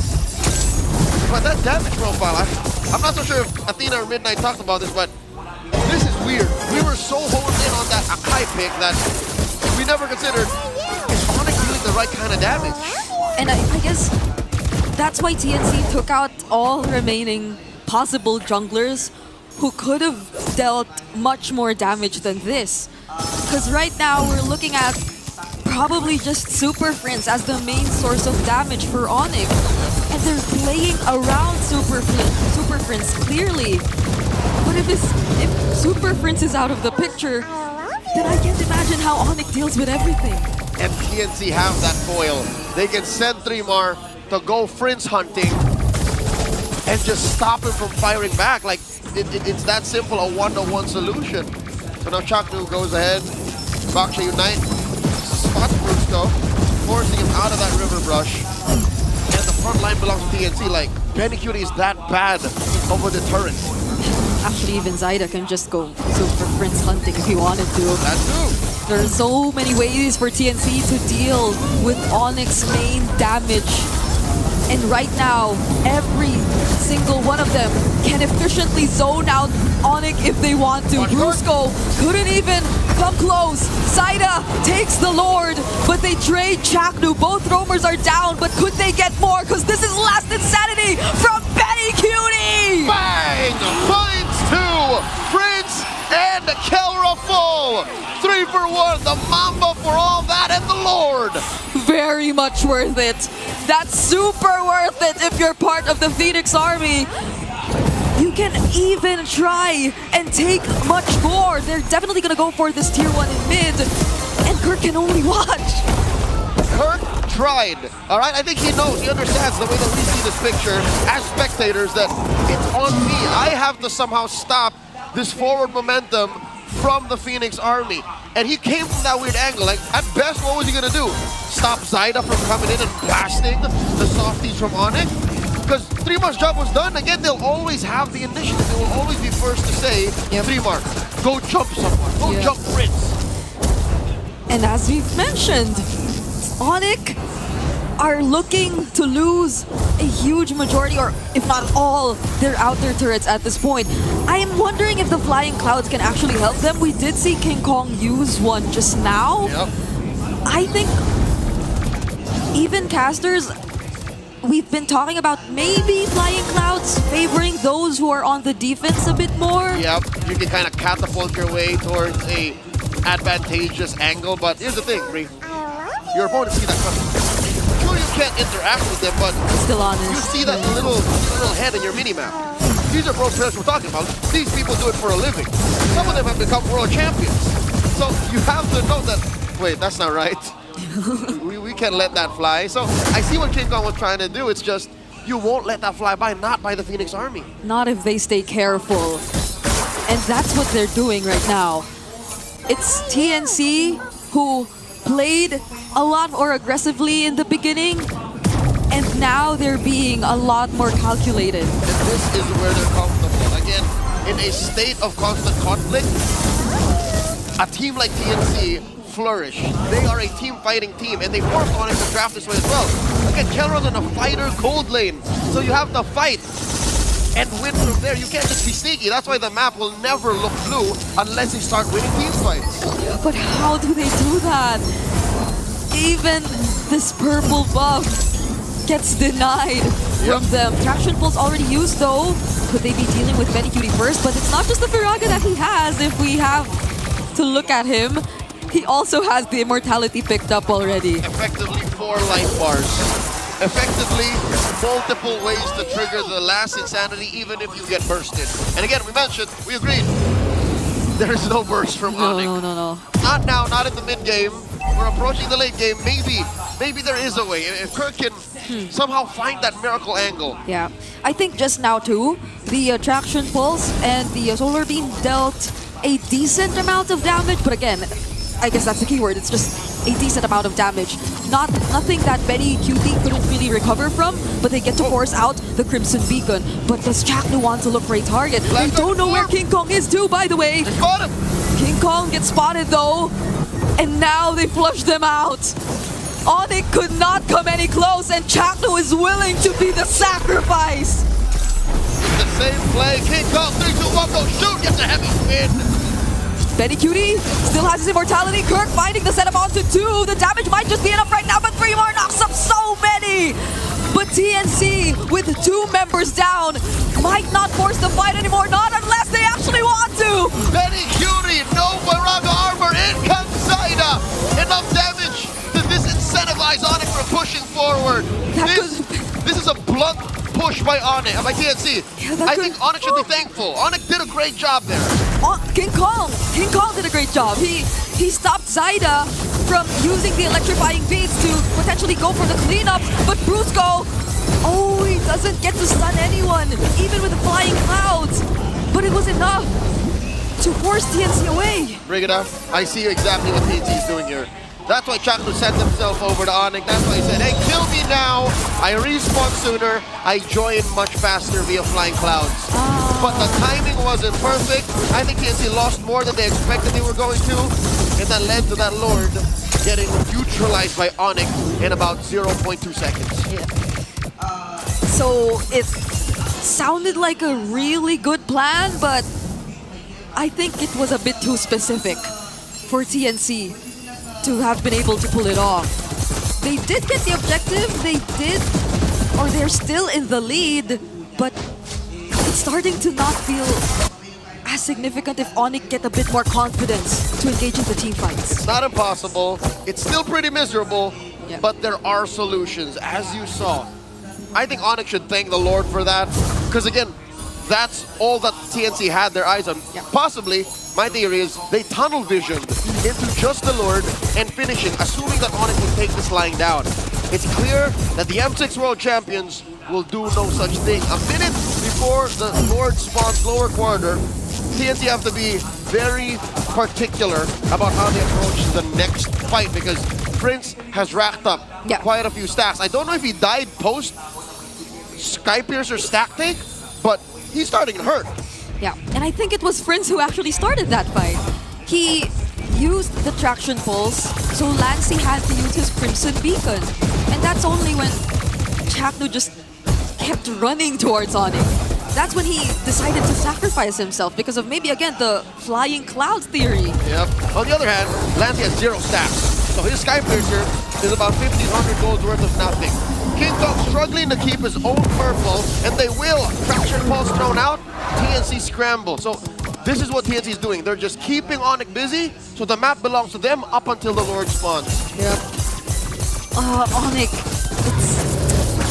it's so hard for them that they have no choice but to group up and just fight TNC head on. Because there's no right sequence to doing things. I think there is one universal truth for ONIC. Deny Benny Cutie the last insanity. That was the key to that whole fight post-Lord about 4 minutes ago. Like, that was the only reason why ONIC is still alive, is because they started to whittle down Benny's Pyraga armor first. And they popped his immortality. That's another one. Right now, Benny has no Pyraga armor, so effectively only has 2 life bars, not 4. Yeah. He doesn't have the immortality right now. So ONIC might see this as a small opportunity or something they can risk. There goes the traction pulse already, and now they're definitely trying to take that Pyraga armor out, but he still has it, and his immortality came back just in time. That's right, and Kirk used the final slash, displacing the wrong target. Chaknu happy to be of service as TNC go back to the dance. Time's up. Now those 4 life bars are back for Benny Cutie. Pretty miserable if you're a fighter lineup, and this is the kind of damage profile you have. ONIC are playing this on hard mode. Yes. There's so much going on. So many heroes from TNC even effectively blocking ONIC from what they want to do. Yep, and ONIC want to take care of the map too. So that's what Zyda is doing. He's overloading the choices that ONIC has to make. And if TNC learn of this decision to send Kirk over there, then all the more it becomes clear. Just go burst the Lord. They can't get us from the back line. No solid amount of CC here. And King Kong shows himself. Yeah. Because I think if there's anyone who needs to work together in this, more than the Gatot KB, maybe it does have to be King Kong and Kirk. But they don't seem to find anyone. Not at least Benny Cutie, who we mentioned, is the important target. Traction pulse already used. Chaknu rolling around. 3 more holding on to the Black Dragon form. Checks in on that long brush. Chaknu pops that Baksha ult. Puissance. Oh wow, these 2 are just holding out. Lord at half health. They're fighters, and they keep fighting. No one's going down while Zyda just keeps holding the objective. That's the final slash finally committed onto Benny Cutie, though he still has a bit of Pyraga armor, but he will use the last insanity effectively on 3 as 3 more and Lancey just go for the chase and take down ONIC 1 by 1. 2 for 1, and Brusco will not survive 2 kills. for Lancy. It's just King Kong and Kelra left. You were looking for the stacks, and now he got 2 kills. TNC, they want to take down the base turrets. We're 19 minutes in, and they might just go straight for the base. They can't do this. It's not enough firepower to defend. Virag Armor's back. Last Insanity. Kelra's bursted down. King Kong takes out Chaknu, but he's next.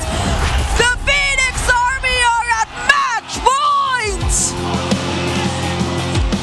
The fires burn bright on a Friday night as they go to 2-1. The Super Fam are sweat free. Not like this. Oh my goodness, I wonder how the panel's feeling about this. Let's hear from Athena and Midnight. After that match, now it's a solid proof that TNC Pro Team really wants to stay. They're on a match point. The Phoenix Army is going wild as they accomplish another great match versus ONIC Philippines. Imagine being able to outdraft them during the draft and even through our execution. What a play here for TNC Pro Team, and now we see Lancy having enough of the charades. Now we finally see the true dragon form from him. Yeah, it's again TNC knowing the draft, playing the draft, and Lancy being the MVP. Lights for the doubters and the haters, and as the Lantern player was able to shut down the Super Family. Now I imagine what our analysts, viewers, and even our casters have to say about this performance.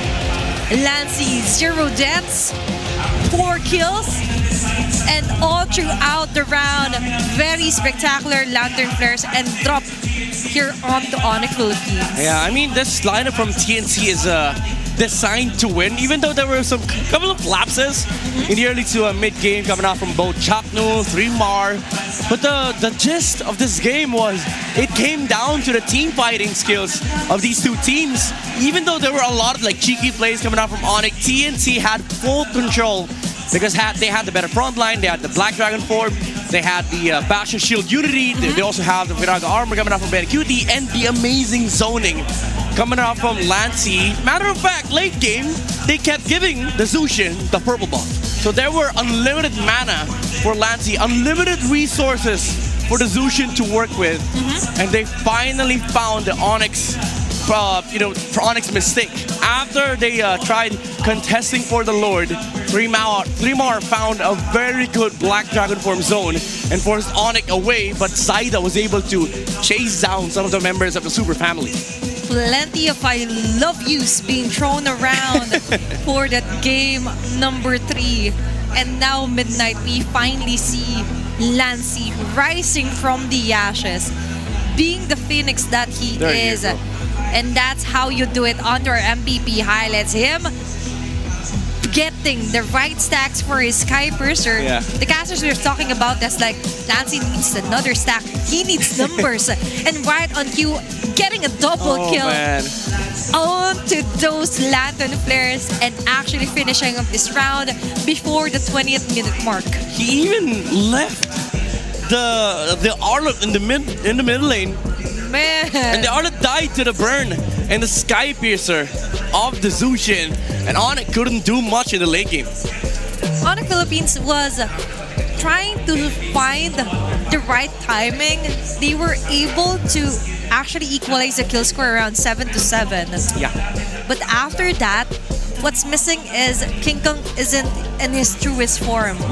Just because, yeah, you have the Akai, it's somewhat of a perfect fit versus onto getting a hero he's not really that familiar with. But we have to consider the fact that now TNC found the right hack against ONIC Philippines, and that is to target King Kong's hero pool. It's Hack a King, as Leo has mentioned earlier. Yep. King Kong was not able to play this game, even though let me say this though, he had a decent game on the Akai. He was able to find good skirmishes for ONIC Philippines, but it's just again the nature of the comp. They couldn't do much against TNC. I'm gonna be honest, Zaida didn't do much on the Joy. They had failed many Lord resets, but it's just the nature of the composition. Sometimes you have to flesh out the player, but the problem was, even if ONIC was performing at their 100%, one Black Dragon form that is expelled already. Final Slash as much as you want, reset. Final Slash as much as you want on the Baksha, but the problem is there's the X-Borg zoning the other members of ONIC. There's no follow-up damage. There's blade armors coming out from TNC. Even the Kimi couldn't do much damage. Kelra couldn't really latch onto anybody. That's why at some point he stopped dealing damage, because who do you use your Yo-Yo Blitz on? Chapnu, he has Revitalize, he has also the Tortoise Poisons, which is gonna heavily reduce your damage, and then you're gonna be chased down by the Yuzong. The answer is no one, but the answer to our BPI rich guy, the carry, the sandbag, and the women will be coming from the Phoenix Army, TNC Pro Team, topping off our charts here, and the BPI rich guy, Zaida, as you mentioned. Yeah, I think the key still here for TNC is the ability to flex. Not just flex picks, but also flex counter picks. I like the fact that they stole the Baksha from ONIC Philippines. Very perfect word for that, Midnight. Yeah. Yeah, and considering Zaida for the first game, Joy didn't really get much of it, but for game number 3, it's the redemption. Yeah. It's a good redemption though, but I still am not convinced. This Joy pick is, it serves the sole purpose of blocking King Kong. That's all what this Joy pick is. But I think it suffices. If you remove King Kong from the equation, you don't need to overperform. You just need to play the game. If it works, it works, right? It works, yeah. For TNC Pro Team. What a game, Crazy. What a draft, and what an execution here. Props to Lancy, of course, not getting killed. Any single death didn't come from him here from the side of TNC Pro Team. I just want to put it that. Because so far, for this whole series, Lancy has been slowly developing and now developing onto our head-to-head, our XP laners for this round. Kirk with his Arlot and 3mar with his Yuzong. I want to say this. 3mar was having a fantastic time for the first 2 minutes. He had a kill against the Arlot, but Kirk still showed up. He was still playing okay as the Arlot. The problem was 3mar had TNC. Kirk had an Akai who's forced to use a heavy spin because 3mar used the Black Dragon form. He was basically left to his own devices. And even if he finds a good set, he's met with revitalizes, damage reductions, Firaga armors. There's so much layer for Kirk to go through, and he played a good Arlot game, but it's just again the difference between how 3mar was able to perform even under mistakes, while Kirk had to play a perfect game while having to rely to his teammates. Hey guys, don't beat. Stop fighting. Just look for the objectives. Let's push towers. Now, Black Dragon form cancel. He was forced to be the one calling the shots here for game number 3. And it's like showing out on a gunfight using a knife, right? Yeah. That's how it felt here for Kirk. But looking at their previous drafts here for game 1, game 2, and game 3. The first game went to the hands of ONIC Philippines, and the game 2 simultaneously went to TNC Pro Team. Now, all of the wins was onto the blue side, but suddenly for the third game, Midnight, it's on the red side, and they made a hell out of it.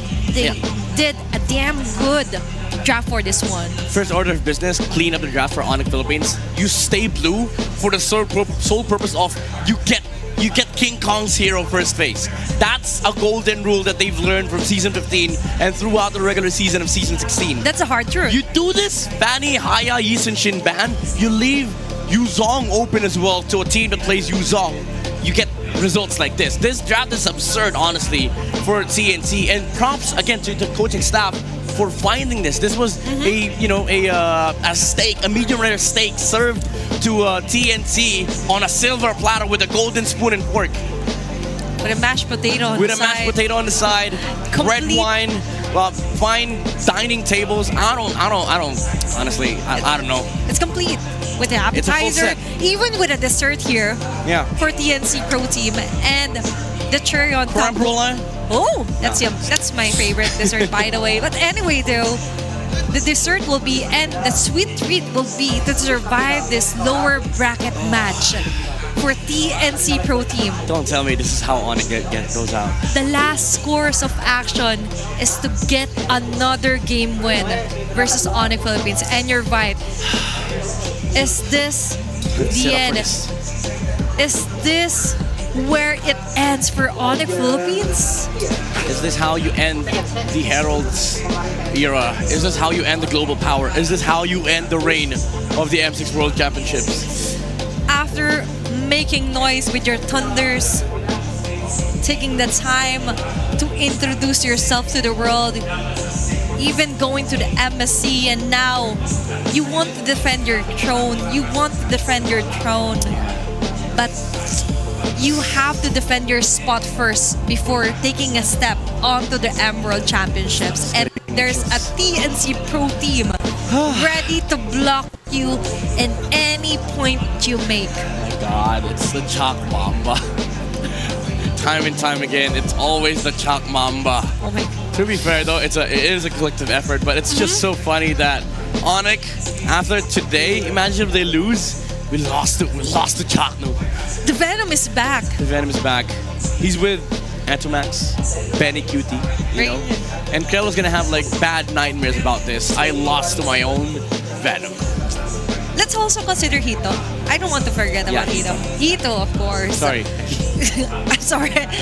I just want to acknowledge him. Acknowledge me. Yeah, and that was a very masterful draft. And of course, props to Lancy for showing us better development. Yes. Even though people tend to say that you only always use the Lunox so far here on all the games that you played. But for a Jushin pick, now we're talking. And You now like? We love it. Now we love it. Yeah, for the Lancy doubters out there, you gotta type I like. Because they just won. Just beat ONIC with the Zushin. But that's the main concern though. Like next game, if those get taken out, we might be forced to switch back and forth again. Maybe choose a different hero for Lancy. But let's see of who will have the chance to pick off their sides with what happened onto game number 3. Should be TNC, blue, right? red, blue. Yeah, should be TNC. Should be TNC on the blue side, if ever.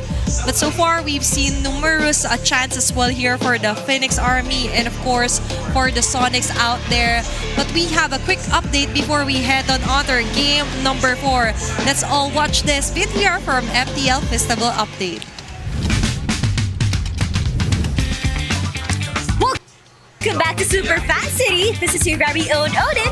And for today, we will explore the Infinix GT30 Hub at sasamahan tayo ni Sir Mido para explain sa atin kung ano nga ba ang meron dito sa booth. Ano meron dito? Hi, welcome to the Infinix GT30 Hub. We have a lot of activities stored for you. First and foremost, meron kaming Win Streak photo booth na kung saan all you have to do is like the Infinix page and also follow the community group. And then take a screenshot of the photo na kasama yung favorite MLBB hero mo, and you can have your printed photo. And then we also have the GT Trigger Challenge na kung saan kailangan mo lang din mag-follow sa in-game of TikTok and then also get a 500 points at makakuha ka ng push. Yay! And then we also have DIY bag tag na kung saan you just have to join our KOC and FL program at makakuha ka ng libreng bag tag. And then at the end of it all, meron kaming raffle na kung saan once you posted our UTCs, pwede ka sumali sa aming raffle and pwede kang manalo ng Infinix exclusive merch and also a GT34. Wow, napakarami pala naghihintay dito sa Infinix GT30 Hub. Maraming salamat, Sir Mido. Pwede ba ako mag-explore dito sa inyong hub? Pwede. Feel free to explore. So maraming freebies, kaya alam nyo na, kasama nyo ako lagi sa mga ganito. And first of all, puntahan natin tong bag tag. Nako, customized wherein we can style our own. Meron mga letters, meron dito mga characters, meron din dito mga different elements na napaka-cute. So now, I will design my own. Isa to sa mga pinakamahirap gawing decision sa buhay ko ngayong araw. You can be creative with your bag tags. Pwede nyong ilagay yung pangalan nyo or even yung mga characters and elements that we have here. This is now my final product, my bag tag from Infinix GT30 Hub. And this is my plushie. Sabi ko naman sa inyo, marami kayong pwede makuha dito sa kanilang booth. And hindi lang yan dahil ang mga kasama sa Infinix Fancy Cluban will receive prizes sa dulo ng ating Fansig. Una na dyan, ang second and third runners-up will receive Metro Zero tote bags and 5,000 MOBB diamonds. Our first runners-up will receive Metro Zero tote bags and 10,000 MOBB diamonds. At syempre, for our grand champion, they will receive Metro Zero shirts, 25,000 MOBB diamonds at tumataginting na Infinix GT30 phones. Katulad na nila ang ating mga pro players inside the MPL arena. This is the fruit of hard work na ginawa nila all throughout the regular season up to the playoffs. At ngayon, naghihintay na ang The Beast sa mananalo between Auroras and Kabarangay para sa Grand Finals ng ating Infinix Fancy Cluban. Ito lamang ang update natin dito sa Super Fan City, kaya naman balik muna tayo sa MPL Arena.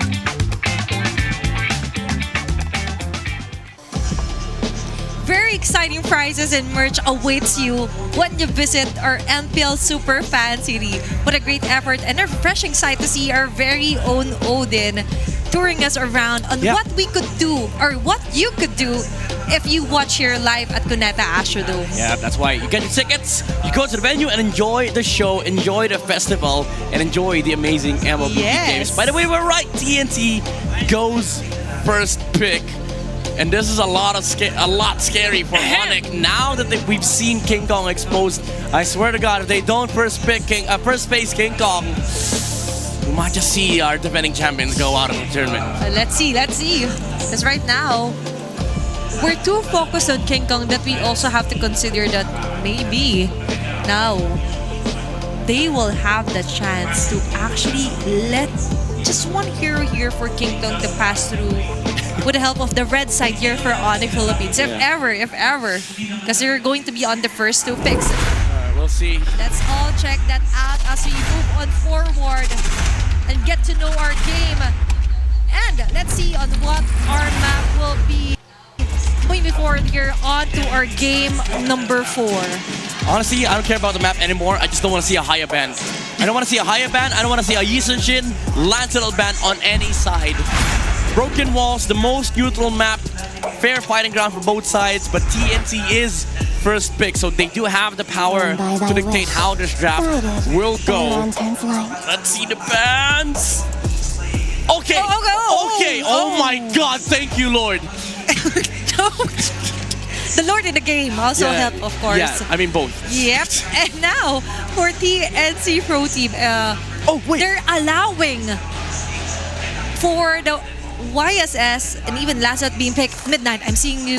Yeah, you go ban Lance. If you're ONIC, you ban Lance. If you're ONIC, you ban Lance. If TNC takes Hayabusa or any other else, you can just go back to Yisun Shin, Gatot Kacha. What will they ban in this universe? It's going to be Hilda. So they're going wild.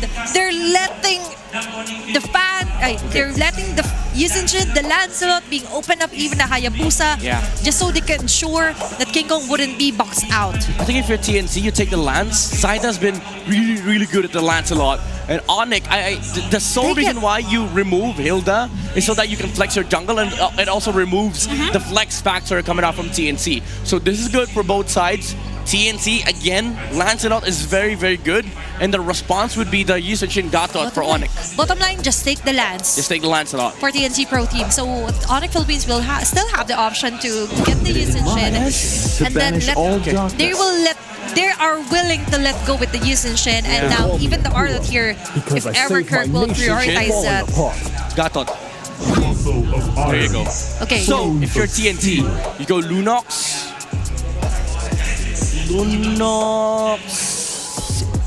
Is this the time to get the Lunox? I think Lunox Alice works here, honestly. Give me Alice. Just give me an Alice, honestly. They shouldn't let go of that. You're right. Yeah. Because there's still a possibility for it to be picked off here for Kirk. Although the Uranus is actually still open here for ONIC Philippines, but on this very nail-biting round, you would want more firepower here for a TNC Pro Team. Lancy, just get the Lunox. Yeah, just get a Lunox. You don't need to flex anything else unless they want a Valentina. It's valid. When I give the word. Oh, they steal the Khalid. Okay, we forgot this one, and Alice. Chatnos. I like this. I like this from TNC. It's still a flex. This Khalid could be played XP, Rome Gold. Everywhere. That's super flex here for TNC Pro Team, and very sustainable heroes here for the Alice and Khalid pick. Now for ONIC PH. What route do you go if you're Super Friends? I think they're going to pick off a Super Friends hero here. You need a mobility hero. I think Valentina's okay. Selena, not too bad. I mean, it's kind of bad, but... Selena will have a hard time, actually. Even if he manages to land those arrows up against Alice and Khalid, they will just brush it off. Yeah, Kimi's crazy here, but ONIC might just be crazy enough to pick it. Yeah. Valentina's the safest one, I think. In my dream world, they will get it. All right. Okay, this is okay. At least he has a way to dodge, and they can just ban the Kimi. But even then, if you wanna go down the Lancy route, you have to commit 2 bans on Mage. It's the Kimi and the Valentina. Kinda tricky here, if ever. Now, what we're not yet seeing here for ONIC PH is actually here for Kelra. We do consider the Ruby still viable option here to show, but I haven't seen him yet. I think you go traditional marksman here for Kelra. You can't go fighter. Oh, Alice is just gonna Alice enjoy. and Khalid, Yeah. So ONIC, I mean, to be fair, you can play the Lunox and gold. Oh wait, Eve Ban. TNC, call me crazy, but Novaria might just be hell of a pick here for TNC. If they find it, if they find the Novaria on blue 4-5, that could work. We've seen a successful Novaria so far here on our playoffs, but let's see if they will be able to see that. Okay, ban Phobius. Phobius pick. I think Lapu should be the next ban here for TNC, honestly. Options for Kirk as well. Let's discuss that one. Yeah, Lapu. I think that's the best one. Is the Arlet still a possible option if the Lapu will be banned out?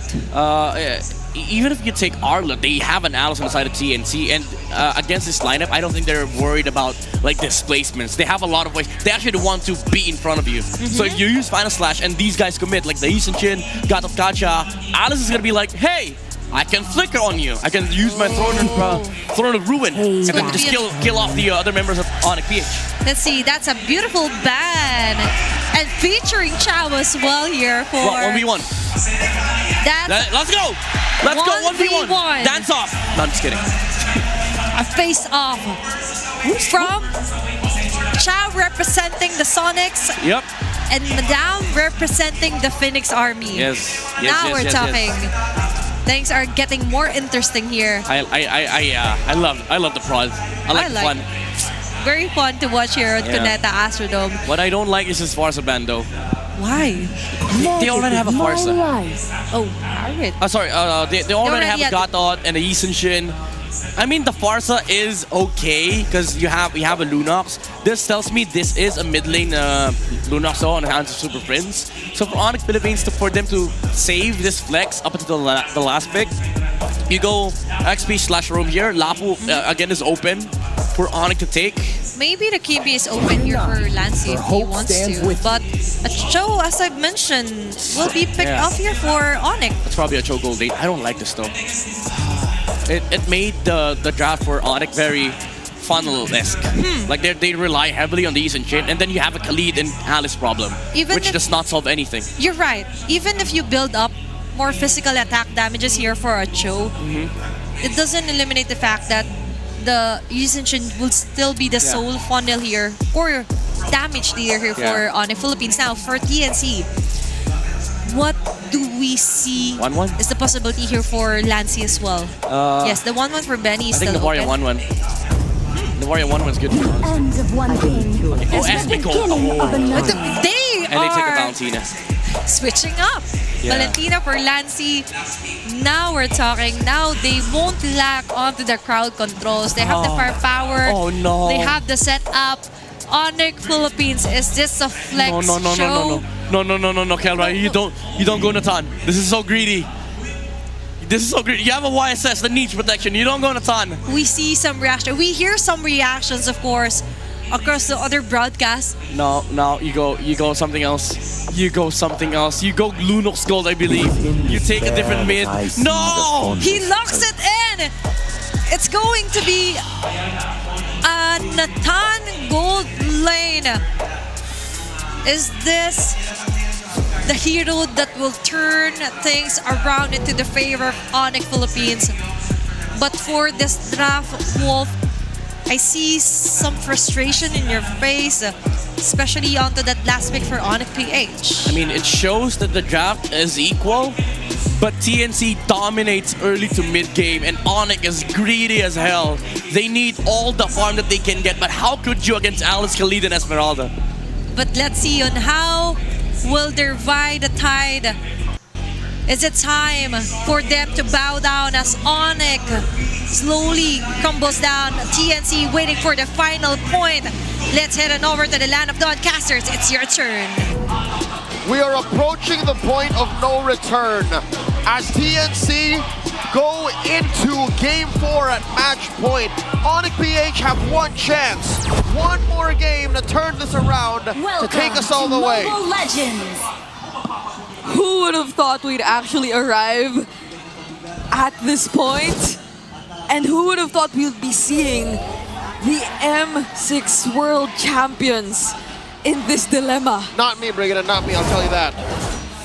I'm gonna throw my predictions out the window. The way things are going, TNC are changing the game. And if I look at ONIC's draft, heading into this very important game, I'm feeling a mixture of accepting the fact that there has to be some change, while also still banking on comfort, on Kelra's signature playstyle when he is on a marksman. It's a hard carry game for the Super Fam, as he and King Kong will take up all the farm. And just the same, they put a hero on Brusco that can playmate, that can disrupt Chaknu's quick sand guard, which again, he's played this already in the playoffs. Yep. And we've seen how he can build in full damage. I think TNC have to watch their steps here. They can't overheat. Yeah. Good thing for ONIC though is that given that they have this, well, as Midnight may call it, very greedy lineup, which you can somehow depend on for some damage, even when we are just in the early stages of the game. They're playing it with just the right amount of aggression. So we don't see any lanes really that far behind or losing out completely. It's a small lead for the Super Fam, and the conservative play from Super Friends allows Zaida to clean out and take the small camp. Chaknu on his back, the knock by Brusco. Oh, that's a flicker already forced out from the Mamba. So ONIC might have a slight upper hand here, but Kirk doesn't have his level 4 yet.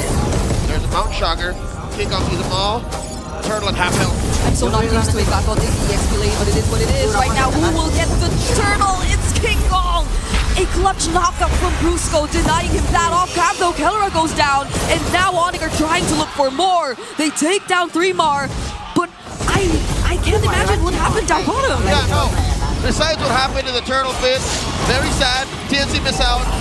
Moving on, that fight in the bottom, what was that? We missed out, we can only speculate, but Benny committed his flicker, Kelra did not. But a kill is a kill. Like, I would take Benny's position any day. It's an Esmeralda. So you would assume that Kelra should be keeping his distance, but I don't know if the flicker was just able to force his way through. That means Kelra overstayed. But then he has... Because you see, Entropy is used up. To be fair, it did not cost him too much. It put him down maybe 200 gold. Up top though, Kirk. It's just very uncharacteristic of the gold standard. Oh but Chaknu! We did highlight Chaknu, but ONIC with the damage they have might just be enough. Kelra here with that half health. click that entropy defensively. TNC signs of overheating. 3.5 minutes in, they may be forcing too much away from ONIC that is costing them. Yeah. Chakno might have to be a bit more careful in the rotations that he does. Because in as much as you'd like to think that he's just doing it on his own and he's just gathering information for TNC, it's like ONIC are the ones following him. And it's not just them following Chakno, it's them being able to poke him all the while they're doing that. That's right. Because they have ways to deal slow damage towards this Khalid. And Khalid can play proactively. It's one of his main strengths. Rotate where I want to, fight where I want to, engage on who I want to. He's being very reactive. He's forced to be reactive. The push by Kelra, shredding through that gold lane shield. TNC, they're down 2,000 gold now. And forcing an AOG from Kirk. What's the plan here for TNC? How do they farm in a situation like this? Yeah, because so far everything's working out for ONIC. Their farm-heavy heroes are getting the farm that they need. Kirk trying to disrupt another knockup. Oh! Zaida doesn't get to use his retribution. He's the first one taken out from TNC. Brilliance already committed by Lancy. And they're forced to hug their mid lane tier 1, but Super Friends! He's the one on the Lunox this time, but look! It's the impure rage, Brock. Oh my lord, Lancy. He still got that brilliance, but it was too little too late. TNC, they have to respect what ONIC is bringing. Yep. Folks, a gold lead across the board, roll per roll. Looking at the items now, this is not where you want to be at 5 minutes as a Lancelot. He is so underfarmed. Zaida is starving. It's not the Zaida we're used to seeing at all. I don't even think ONIC have been doing much to disrupt his farming. It's just whenever they meet at the objectives, they have this way of dealing with Zaida head on. Is it really just Brusco? It's Brusco. I think it's also partly Kirk. And the vision that King Kong provides, it allows for ONIC to just be super macro-centric. Then Cutie bullies Kelra out. The rest of ONIC collapse on him. Oh, King Kong's able to deal with Benny. Throne of Ruin catching King Kong. Nobody has the traceless, but the fast execution from Zaida. But he gets to receive the way of the dragon. 2 junglers down, but 3 bars chasing after everyone. But he'll have to gleam out. 2 for 1. Finally, TNC gets something in the exchange. Kelra's not done. Almost takes down Lancy. He gets on out of there. Close call. I think TNC are just giving too much away to ONIC. That's the story in the early game. Brigada, you were wondering, is it because ONIC is attacking very specifically the farm of Zaida? No. It's just Zaida's been out of position too often. 2 deaths on a Lancelot early on. That's not how you want to start. Yeah, he just has Varax right now. He used to be a much faster jungler in terms of getting what's needed, but another kick from Brusco turns into a casualty for TNC. 3mar as a tanky Alice can't stand long. Not as tanky just yet. I think at some point he just understood that he done messed up and he didn't even use the flicker. Didn't even have a moment to gleam away. So ONIC will secure that final turtle. 3 for 3, 100% over to the Super Fam. And they're gonna stop Zaida from split pushing. Like, it's that bad. They honestly feel so locked in right now. ONIC, something might have just awakened in them. Yeah, again, we talked about how in the draft, it seemed like they just focused on themselves first. Yeah. And then on a secondary note, allowed for the synergies to find themselves. That's why we see this odd Gatot Kacha XP lane. They just decided, hey, Kirk, just ruin their backline. Just go find a way to stop them from doing what they're doing. Yeah, it's odd, but it's what ONIC wants to play. And now they find another kill. Chaknu couldn't get things done. Mountain Shocker still not used by King Kong. He's waiting for the right opportunity. Brusco goes in, but that's just about it. He doesn't need to do much. He just shows himself there. And it felt like an effortless way for ONIC to win that team fight. Brigada, you know what this reminds me of? What? TNC versus Twisted Minds in the play-ins. in this very same spot, game number 4. It looked like TNC had a great draft. TNC was almost poised to take him down, but they stumbled and 3-mar comes in. Kelra predicted the flicker throne of ruin and still had the entropy to get out. It's not the first time we've seen these reflexes from Kelra. He knows when there's such an attempt coming in. That's what he did earlier with Lancey's Lunox while he was on the Ruby. He just found that perfect. I'm offended. 7.5 up are ONIC. 9 minutes in. King Kong, Kelra, and Super Friends have found a way to make this very greedy lineup work. 3 cores, all sharing enough resources on the map, given that it is at the expense of TNC. First core spawns in the upper quarter, and that's it. TNC have no outer turrets left. Right now, the most they've been able to do in terms of turrets was just damage the top lane tier 1. Another kick from Bruce! AOG helping secure the kill on Chaknu. The Mamba is a non-factor in game 4. Blink and you'll miss it. ONIC take the Lord. This is not favorable. Suddenly, a whole section of the Phoenix Army go quiet. Maybe Chaknu should not show himself alone anytime soon again. Brusco, without any hesitation, just goes for him when he sees him. To be fair, it is a delicate balance. As a roamer, as a Khalid, to say, I'm not going to show myself, so we have more beneficial jumps. And also, I have to clear these bushes so my cores can farm. Like, where do you put yourself if you're in the Mamba's shoes? It's a lose-lose. Such a struggle for the Mamba right now. We don't even get to see a successful Raging Sandstorm come in just yet. Maybe the most they could rely on is a counter-engage for ONIC's attempts. But they're not risking it just yet. They're just trying to clear the base turrets. The Super Fam are in the base. Top and bottom have fallen. Mid follows through. Super Fam, ONIC, PH, they smell blood in the water. You can feel the micro decisions coming in. There's just so much damage right now from King Kong. Chaknu's already half HP. TNC clear the Lord, but Kelra just went for the base! The drums of war beckon. The inevitable 5-game series we were gonna watch. TNC gets stopped in the tracks. ONIC, take us all the way. You could see them, you could see the Sonics. They're saying that it's not over just yet. We're going to a game number 5. Let's go on over to Midnight and Athena to talk about what just happened. And with that, the crowd goes wild as ONIC PH stays on the game, ensuring a game number 5 in the making. I gotta ask, where was this ONIC yesterday in the past 3 games? This is the swag that they've had for 2 seasons now. Even with a comp like this, they make it work. The micro, the swag from Brusco, I miss this. Being able to get in your enemy's heads and be able to outplay them. Brusco was phenomenal on this show, alongside the combination of Super Friends. Even though I would say Kelra was left to deal with Esmeralda by himself, the other 4 members of ONIC, they were having fun. King Kong was having fun. He was getting neutral objectives. And then, finally, the Sigma pattern is able to come through.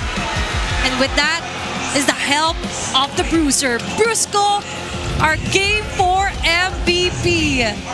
Getting those kicks in, ensuring a perfect setup here for ONIC. You see how laser-focused ONIC are. They don't even care about MVP. He didn't even realize it. They're straight discussing Game 5. They don't care. They were like, okay, Game 4, we're done. One last game.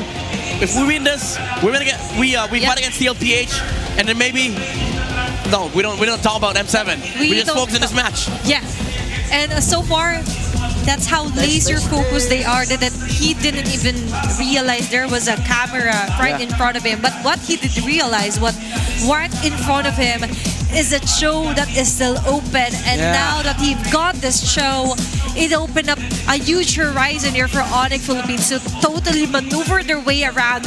Early game, let's take that lead. Early game, let's take those numbers in. Yeah, This is how ONIC used to play in Season 15. It's a big throwback. This is how they were able to demolish other teams. Even Season 14, like a swag coming out from Brusco, and whenever they win first turtles, it's usually just game over because they just hold on to each other, they move around the map, they start from mid, they go to a side lane, and then they just take over, and TNC couldn't answer back. And the problem with this comp is that if you lose early game, you lose steam in the mid game, you essentially have no late game. That's why it feels like it's a stop. Even though ONIC, they still need time to farm. The late game just came much faster because the resources that they're taking, it's not just the creeps, but it's also the bounties on the heroes' heads. They have the freedom to choose. And they chose right here onto their targets. Without Shaknu, 10 minutes. So much damage to juggle with the remaining 4 players here for TNC Pro Team. Fast game here for ONIC Philippines. And then it's a lightning fast here for their game, and even so midnight looking at the post-game stats as well here for TNC. Yeah, it's the jitters from TNC. They feel like their bloods are pumping, but when the important fight came around, first turtle, I'm gonna use this word, they choked the first turtle. Even Chakno choked one Raging Sandstorm on the bottom side, and ONIC capitalized. These mistakes could not be happening. It's a lower bracket semi-finals, and one loss means you're out of the tournament. TNC, they need to keep their nerves together. They need to stay calm. They need to reset, because this was a game they should have won. They had the right tools. They had the mid-game spike. They had a better team fighting comp, but it just didn't work. There's another phrase to that. They were choked by ONIC Philippines. Yeah, that too. That is so hard to breathe. Goes hand in hand. Yep. And it's so hard to go outside of your TNC Pro Team. Yeah, you have the Khalid. Yeah, you have the Alice. But what can you do if he dies? Yeah. Continuously year out or round.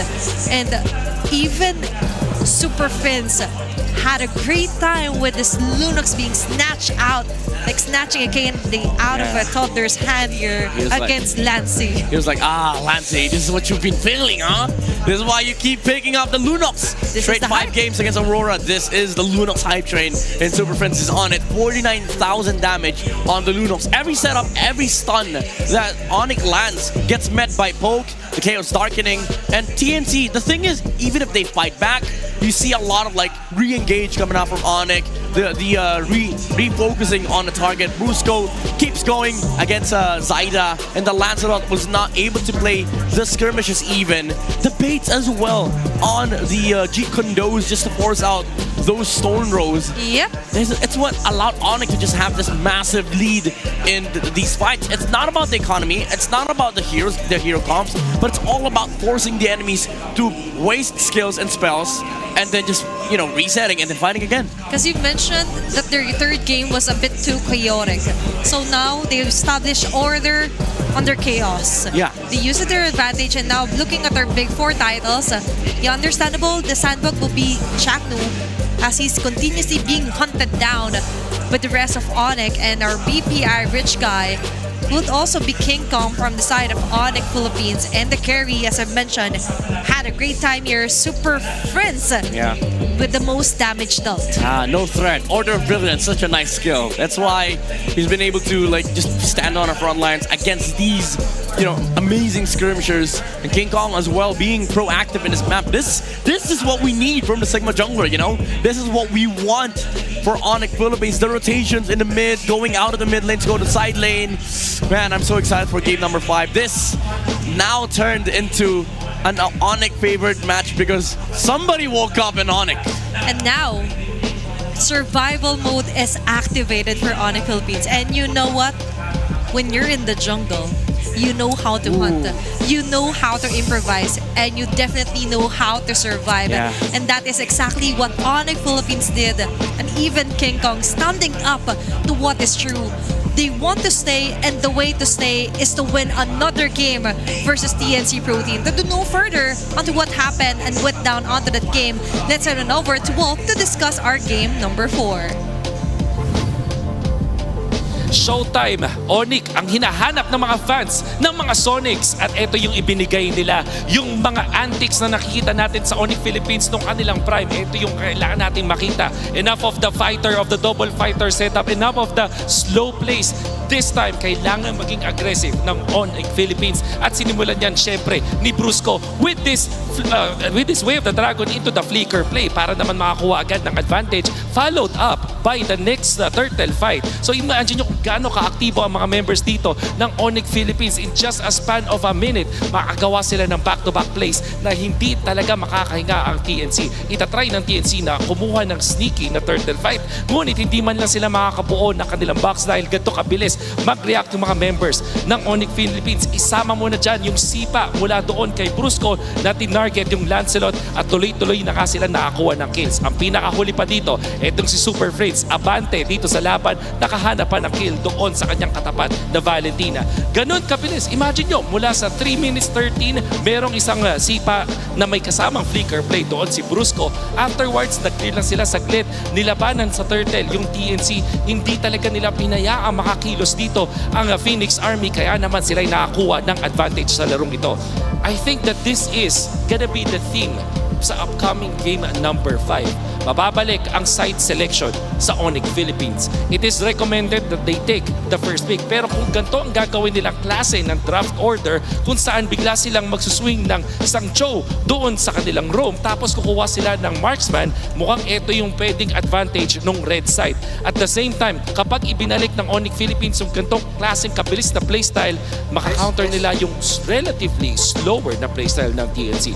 TNC likes to set up.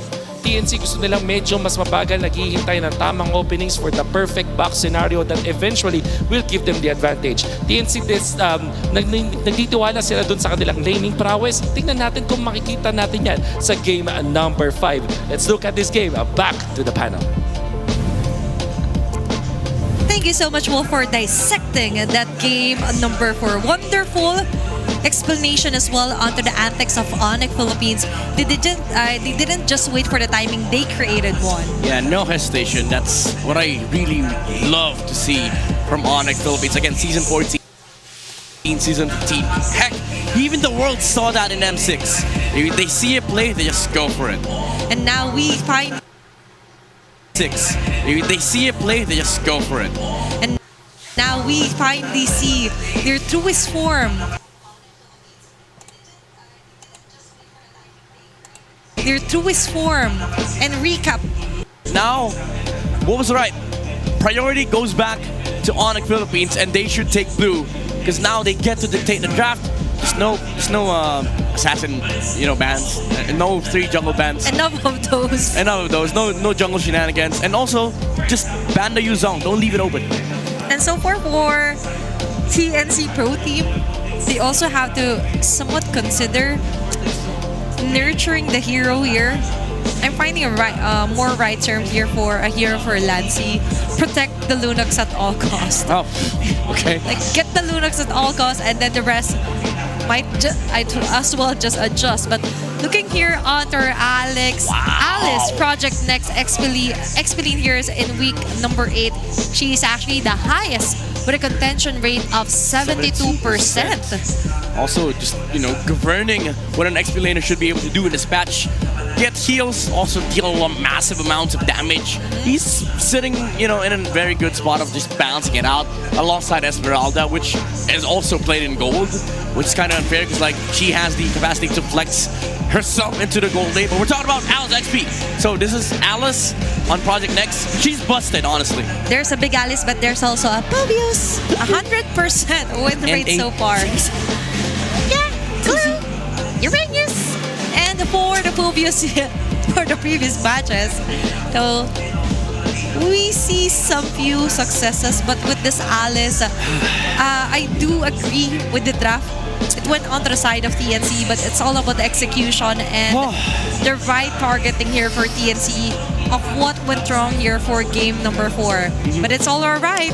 I already predicted a game 5 for this last match of the day. We did. So even though it feels like I'm mounting from game number 4, at least we get to witness 5 full games of crazy MLBB. It is indeed crazy I mean, there's a lot of Indonesian fans out there who are watching us. I know for a fact because, you know, America's streaming this. So shout out to you, Mirko. This is Gila MLBB. And I hope to see Gila Heroes as well in game number 5. Yeah, Masha Gold. No, I'm just kidding. I'm just kidding. I love that you quickly withdrew your statement. Yeah, no, please no. Keller, no. Yeah, Masha Gold. No. It's time for you to avenge your Masha Gold. If somebody is gonna go out of playoff contention and lose their M7 chance, please make it not a Masha Gold. Or maybe not. I don't want to lose a co-panel here on the English I'm desk. jumping off this desk if I see a Masha Gold. Please no. But we Don't worry, it's definitely see... Oh, it's actually high. Never mind. Don't clip that, please. That's a challenge. But anyway, so for our 5th match,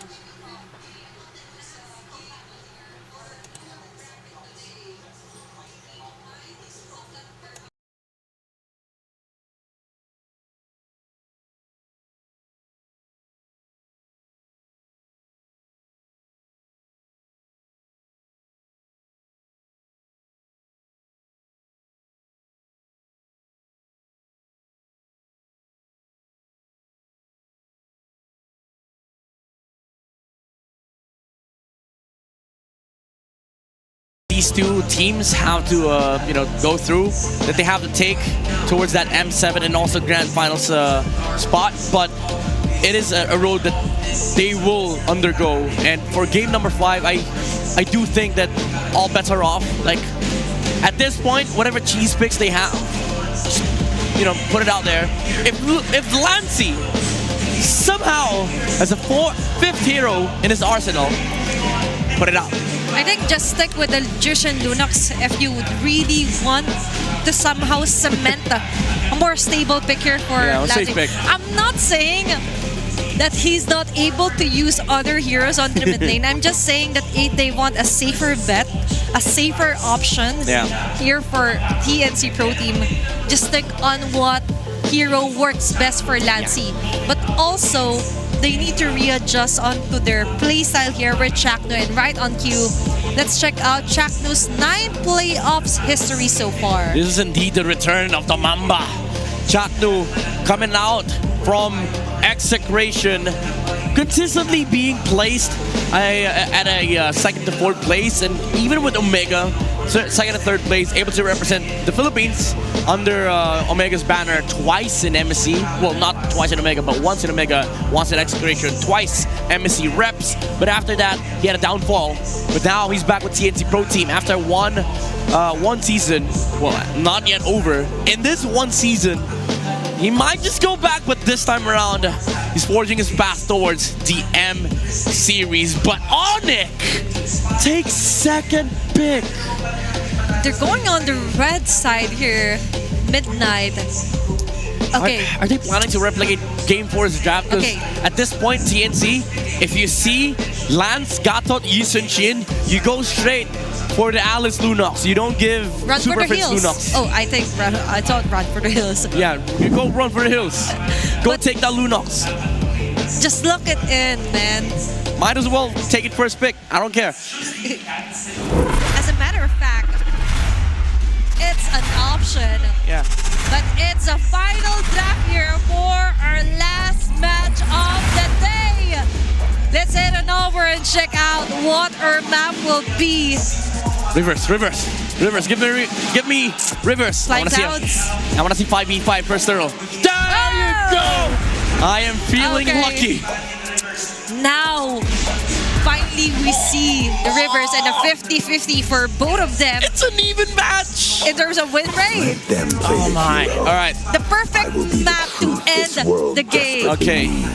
I like this. Perfect draft 2. No Zushin, no Kalea, no Fanny, no Yuzong, no CC. Now, ONIC, Vandahilda, there you go. Remove the flex. TNC, Yisun Shin is open. If you want to take it, you can take it. You can also take the lands. What if? Force the Yisun Shin Gatot. There you go. Yeah. Same set. Just take the Lunox, blue 2, blue 3. Is that the plan here for ONIC Philippines? Now they let it go. Gatot Kacha and Yisun Shin. Alice, Lunox.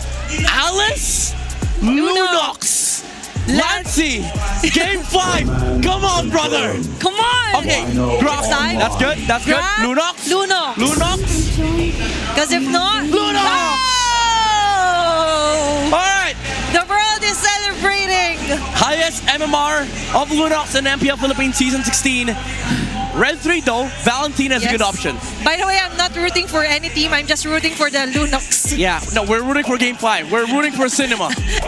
We're rooting for a better gameplay here for Lance, giving his one of his best picks here for this season, for this playoffs. It's like what they say. If you go out with guns blazing.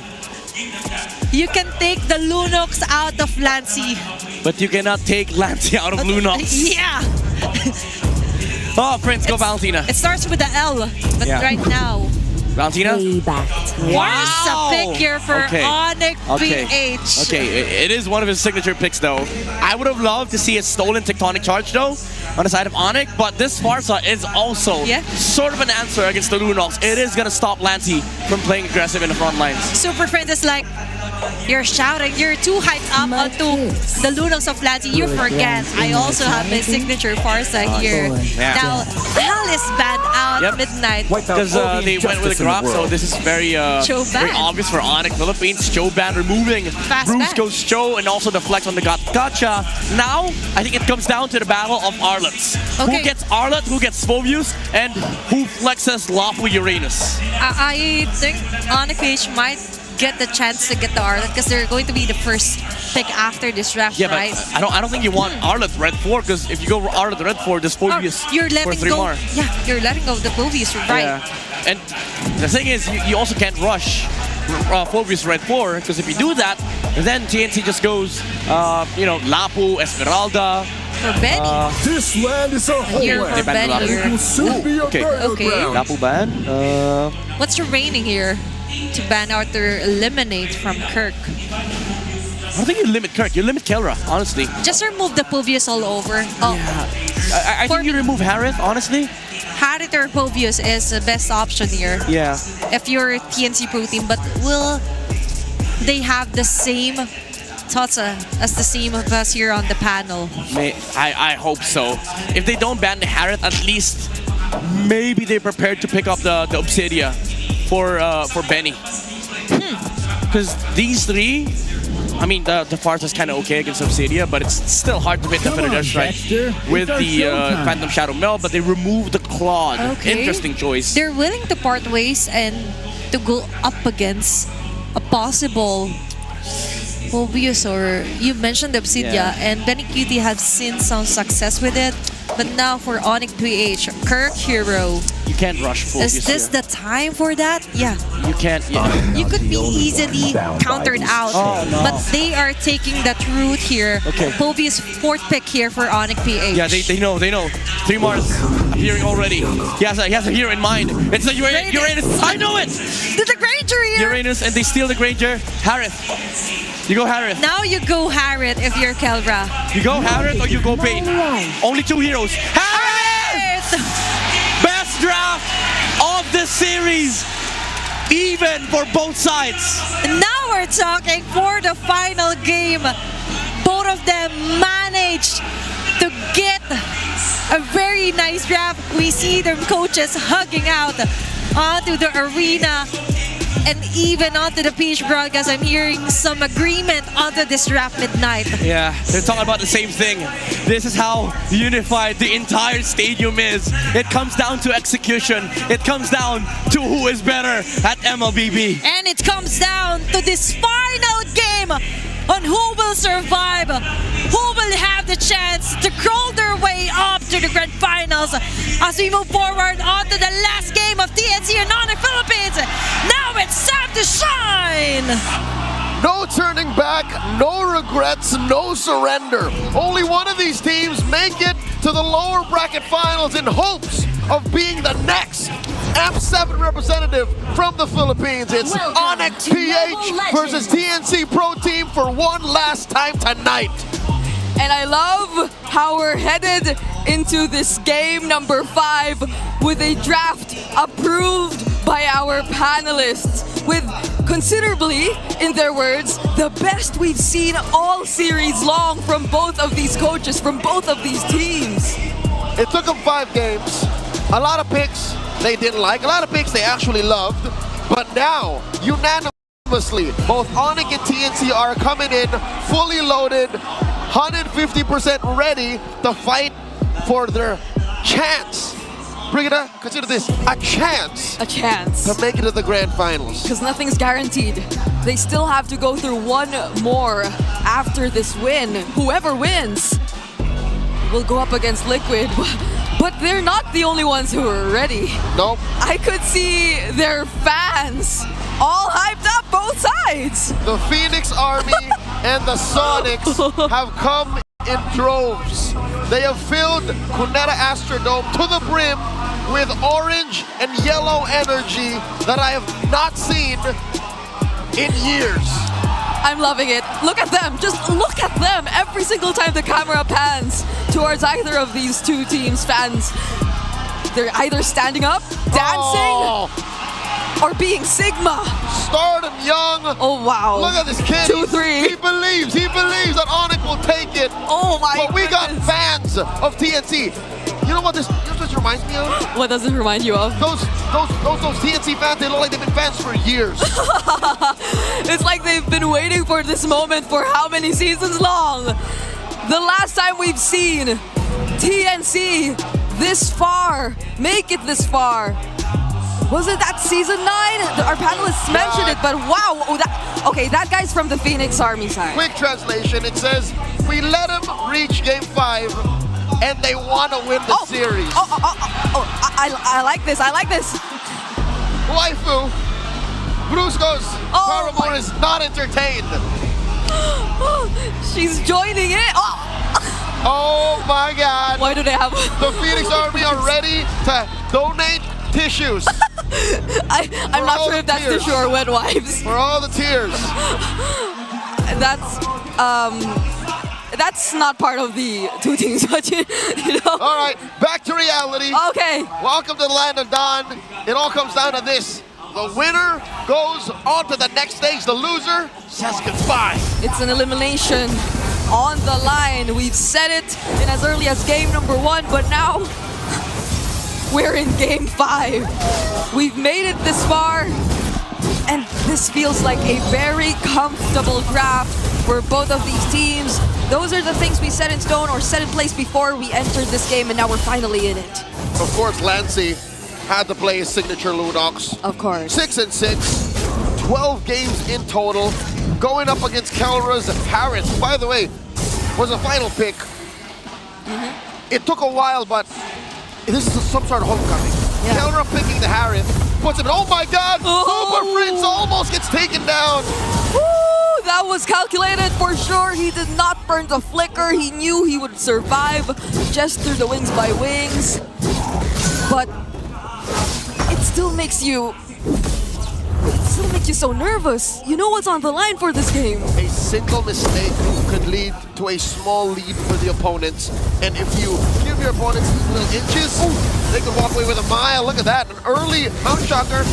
Here comes. Now that's a flicker from Fritz. He can't escape Zaida. And Zaida had his eyes on him. No one could save Prince. No one could save Prince. He spent the flicker. And Zaida, the killer instinct on this young man. Chaknu staying in mid has put so much pressure on ONIC. Talk about a homecoming. This is a hero he's played mid-season 16 after the rework on Brock, and he was one of the few to actually get a win on it. Chaknu on the Brock, helping lead Zaida to a first turtle secured.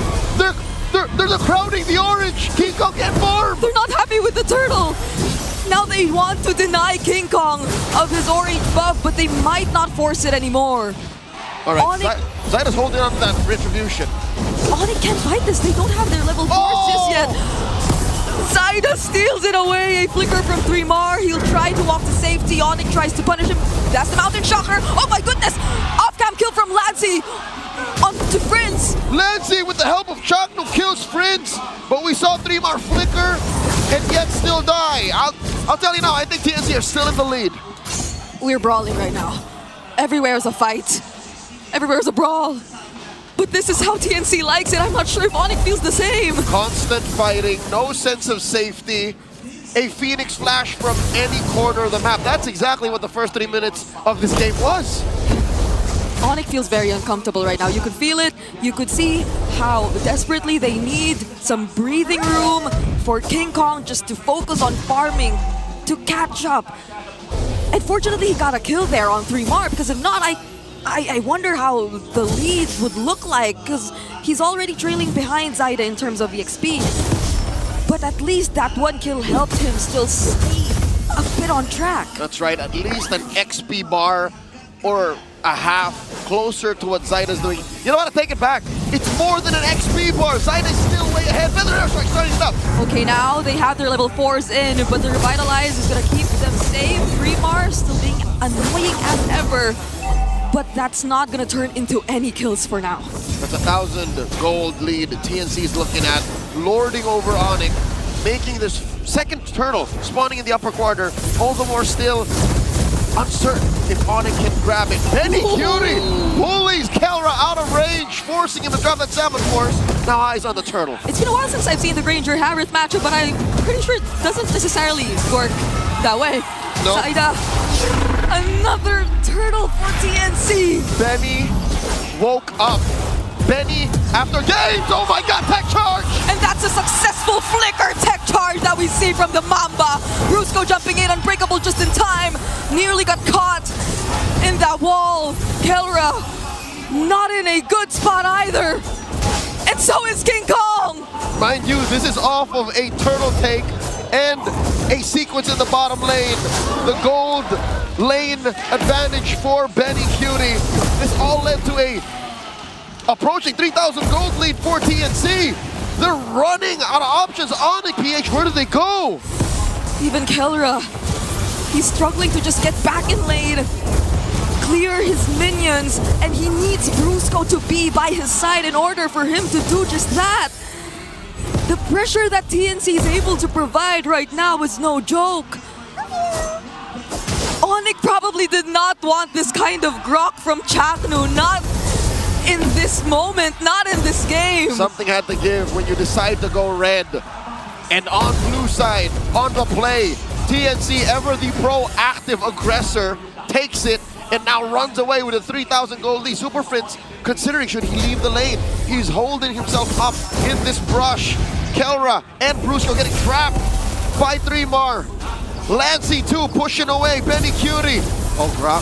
Chaknu's in the vicinity. Does not have a flicker though. Okay, I'm glad Prince actually recalled from there. It looked like a very dangerous spot for a Farsa who's sitting on a 0-3. He has a lot of catching up to do. Look at Lancy, 2 levels ahead of Super Prince. Oh god. And if you want to play around Prince in the early game, I don't think that's an option for ONIC anymore, because he's been completely shut down by the Phoenix Army. The Super Fam are out of their element. TNC are flushing them out, even their own side of the jungle as early as 6.5 minutes. It's a miracle that King Kong is able to get his own purple. Chaknu has been more than menacing. He is intimidating. He is a walking Terminator. He is Arnold Schwarzenegger, and he's back. Chaknu doesn't land the tech charge, but because of that, King Kong has no way to go. Zyda picking up his 3rd kill of the game, and all ONIC could settle for is a turret down bottom. And that's a trade. It's a losing trade, but something nonetheless for ONIC. They're down 5,000 gold. A push in mid. Lancy's reps on this Lunox are paying off. TNC, the end is nigh. The Phoenix Army knows this. As the Filipino broadcast would say, all the MMR he's accumulated, it's all worth it. Again, I can't remember seeing Prince in this kind of position. Countless scrims, multiple experiments in their training room. And this is what TNC was building up to. Who'd have thought that they would go this deep, that they would take ONIC, the M6 World Champions, the Season 14 champions, one of our MSC reps in the recently concluded EWC, to the limit. There's nothing ONIC could do here. Again, best case scenario. they somehow get farm on Keller. He hasn't died yet. Super Prince, that's a lost cause. Like, he's going to passively get farm after the 8-minute mark. There it is. But really, my money's on Keller. Like, he has to channel his old Omega days, his old Execration days where he was the only carry. We gotta see the gold standard in action to save this game for ONIC. I'll get you one better. We need more than the gold standard now. We need the Filipino Savage. Kelra needs to unlock that, but he can't do it alone. They're gonna have to get nothing short of a miracle. I don't think the game is built the same way as it was. Oh, Kirk with the flicker! Brusco actually jumped in there, but was it gonna be worth it? Kazaida just dealt with every single member of ONIC trying to attack from a distance. What were they thinking? Were they just buying time? 3 more with the man-to-man defense. Checking on Kelra, keeping tabs on the Harris. This is too devastating. You lose your Holy Shields 8 minutes in the game. You lost your first Holy Shield 8 minutes in the game. 2 Tier 2's down. It's just the mid left standing. Not even a question if ONIC should contest. They are in no shape to do so. Chaknu standing menacingly next to this turret as his minions take care of it. ONIC have put nothing on the board yet, but a push down bottom and a single kill. I feel like they desperately wanted to do something. They knew the Lord was coming up. They wanted to look for at least a kill or a way to get in some farm, but Chaknu! Another flicker forced out of Super Prince. This is such an uncomfortable game for the Monster Mage. The Phoenix Army are putting up a wall. They are uniting in their cause to provide the moral support that TNC needed. Bring it up. We're going back in time. The last deep run that TNC had was in 2022, in the midst of the pandemic. They were this close to making it to MSC 2022. And they're just a few moments away, a few kills, turrets, from getting to do that exact same run and achievement, if not more. They are 10,000 gold up, and they're about to break into ONIC PH's base. Look at this, King Kong! He's got too much on him. 3 more, flickers out! He's still alive! ONIC don't even get the kill on 3 more. Zyda Thorn Rose to keep himself safe. But their turret in mid is barely up. They have a full wave approaching their base, but ONIC get to deal with it for now. Bottom lane inhibitor gonna be up next. King Kong very low, gets taken down by Zyda. King Kong can't survive that. 26 minutes before we see the Sigma jungler back. Could this be it? That's way too long. ONIC need all 5 members to defend. TNC, they have a decision to make. Do we force this now or do we wait for the Lord? TNC slowly but surely circling around their prey. 3 more gets caught up. The minions have spawned. The Zyda want to go in. 3 more tanking a lot of damage. Zyda finally joining the fight. Salmon Force already committed by Kelra. Brilliance by Lancy as well.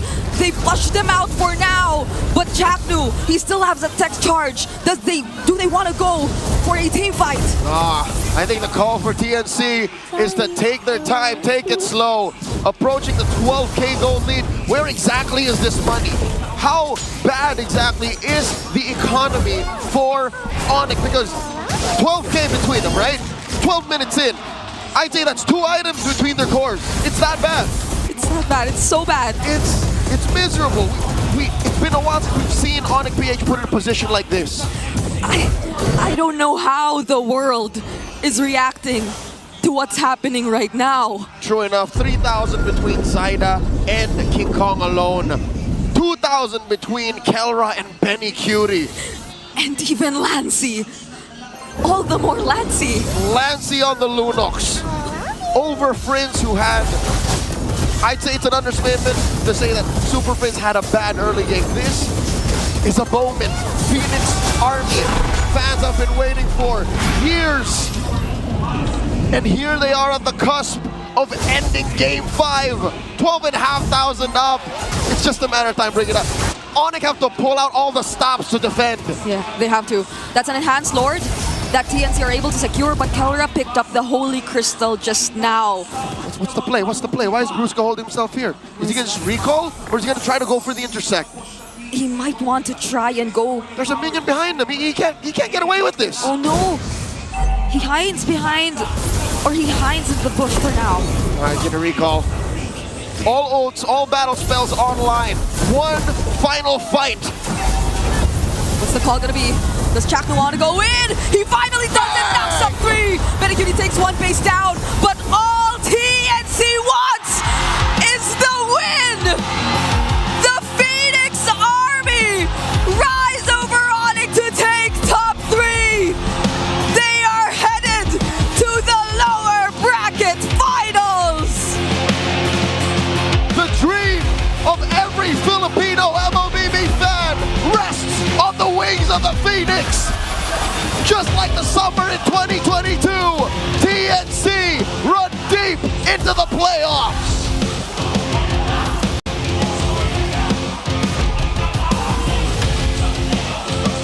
Forget a prediction. TNC have burned it all to the ground. Look at them. Look at the first thing they do. Tears in their eyes. They can't believe what they've done. Brigida, they've eliminated ONIC PH. ONIC no longer get a shot at defending their title in the M Series. And TNC, they've accomplished this feat that no one would have ever thought possible. They changed the game, they tightened up their play, and they have dropped the Super Fam. The game has changed before our eyes, and ONIC PH are gonna have to take their bow. We'll never forget this night in Cuneta Astrodome. It's been Leo and Brigida, it's been a pleasure. Let's go to the stage with ONIC PH. Super family, it was one hell of a series, but ONIC Philippines, unfortunately, their time is up in Season 16. Still commentations, napakarami ang nanood, Kelra. You've been going up against your former teammates. There's a lot of memories wrapping that up back when you were still in Omega. Chaknu, Etomax, they were really hugging you all throughout. What was the feeling like that you had to go up against them dito mismo sa sitwasyon na to?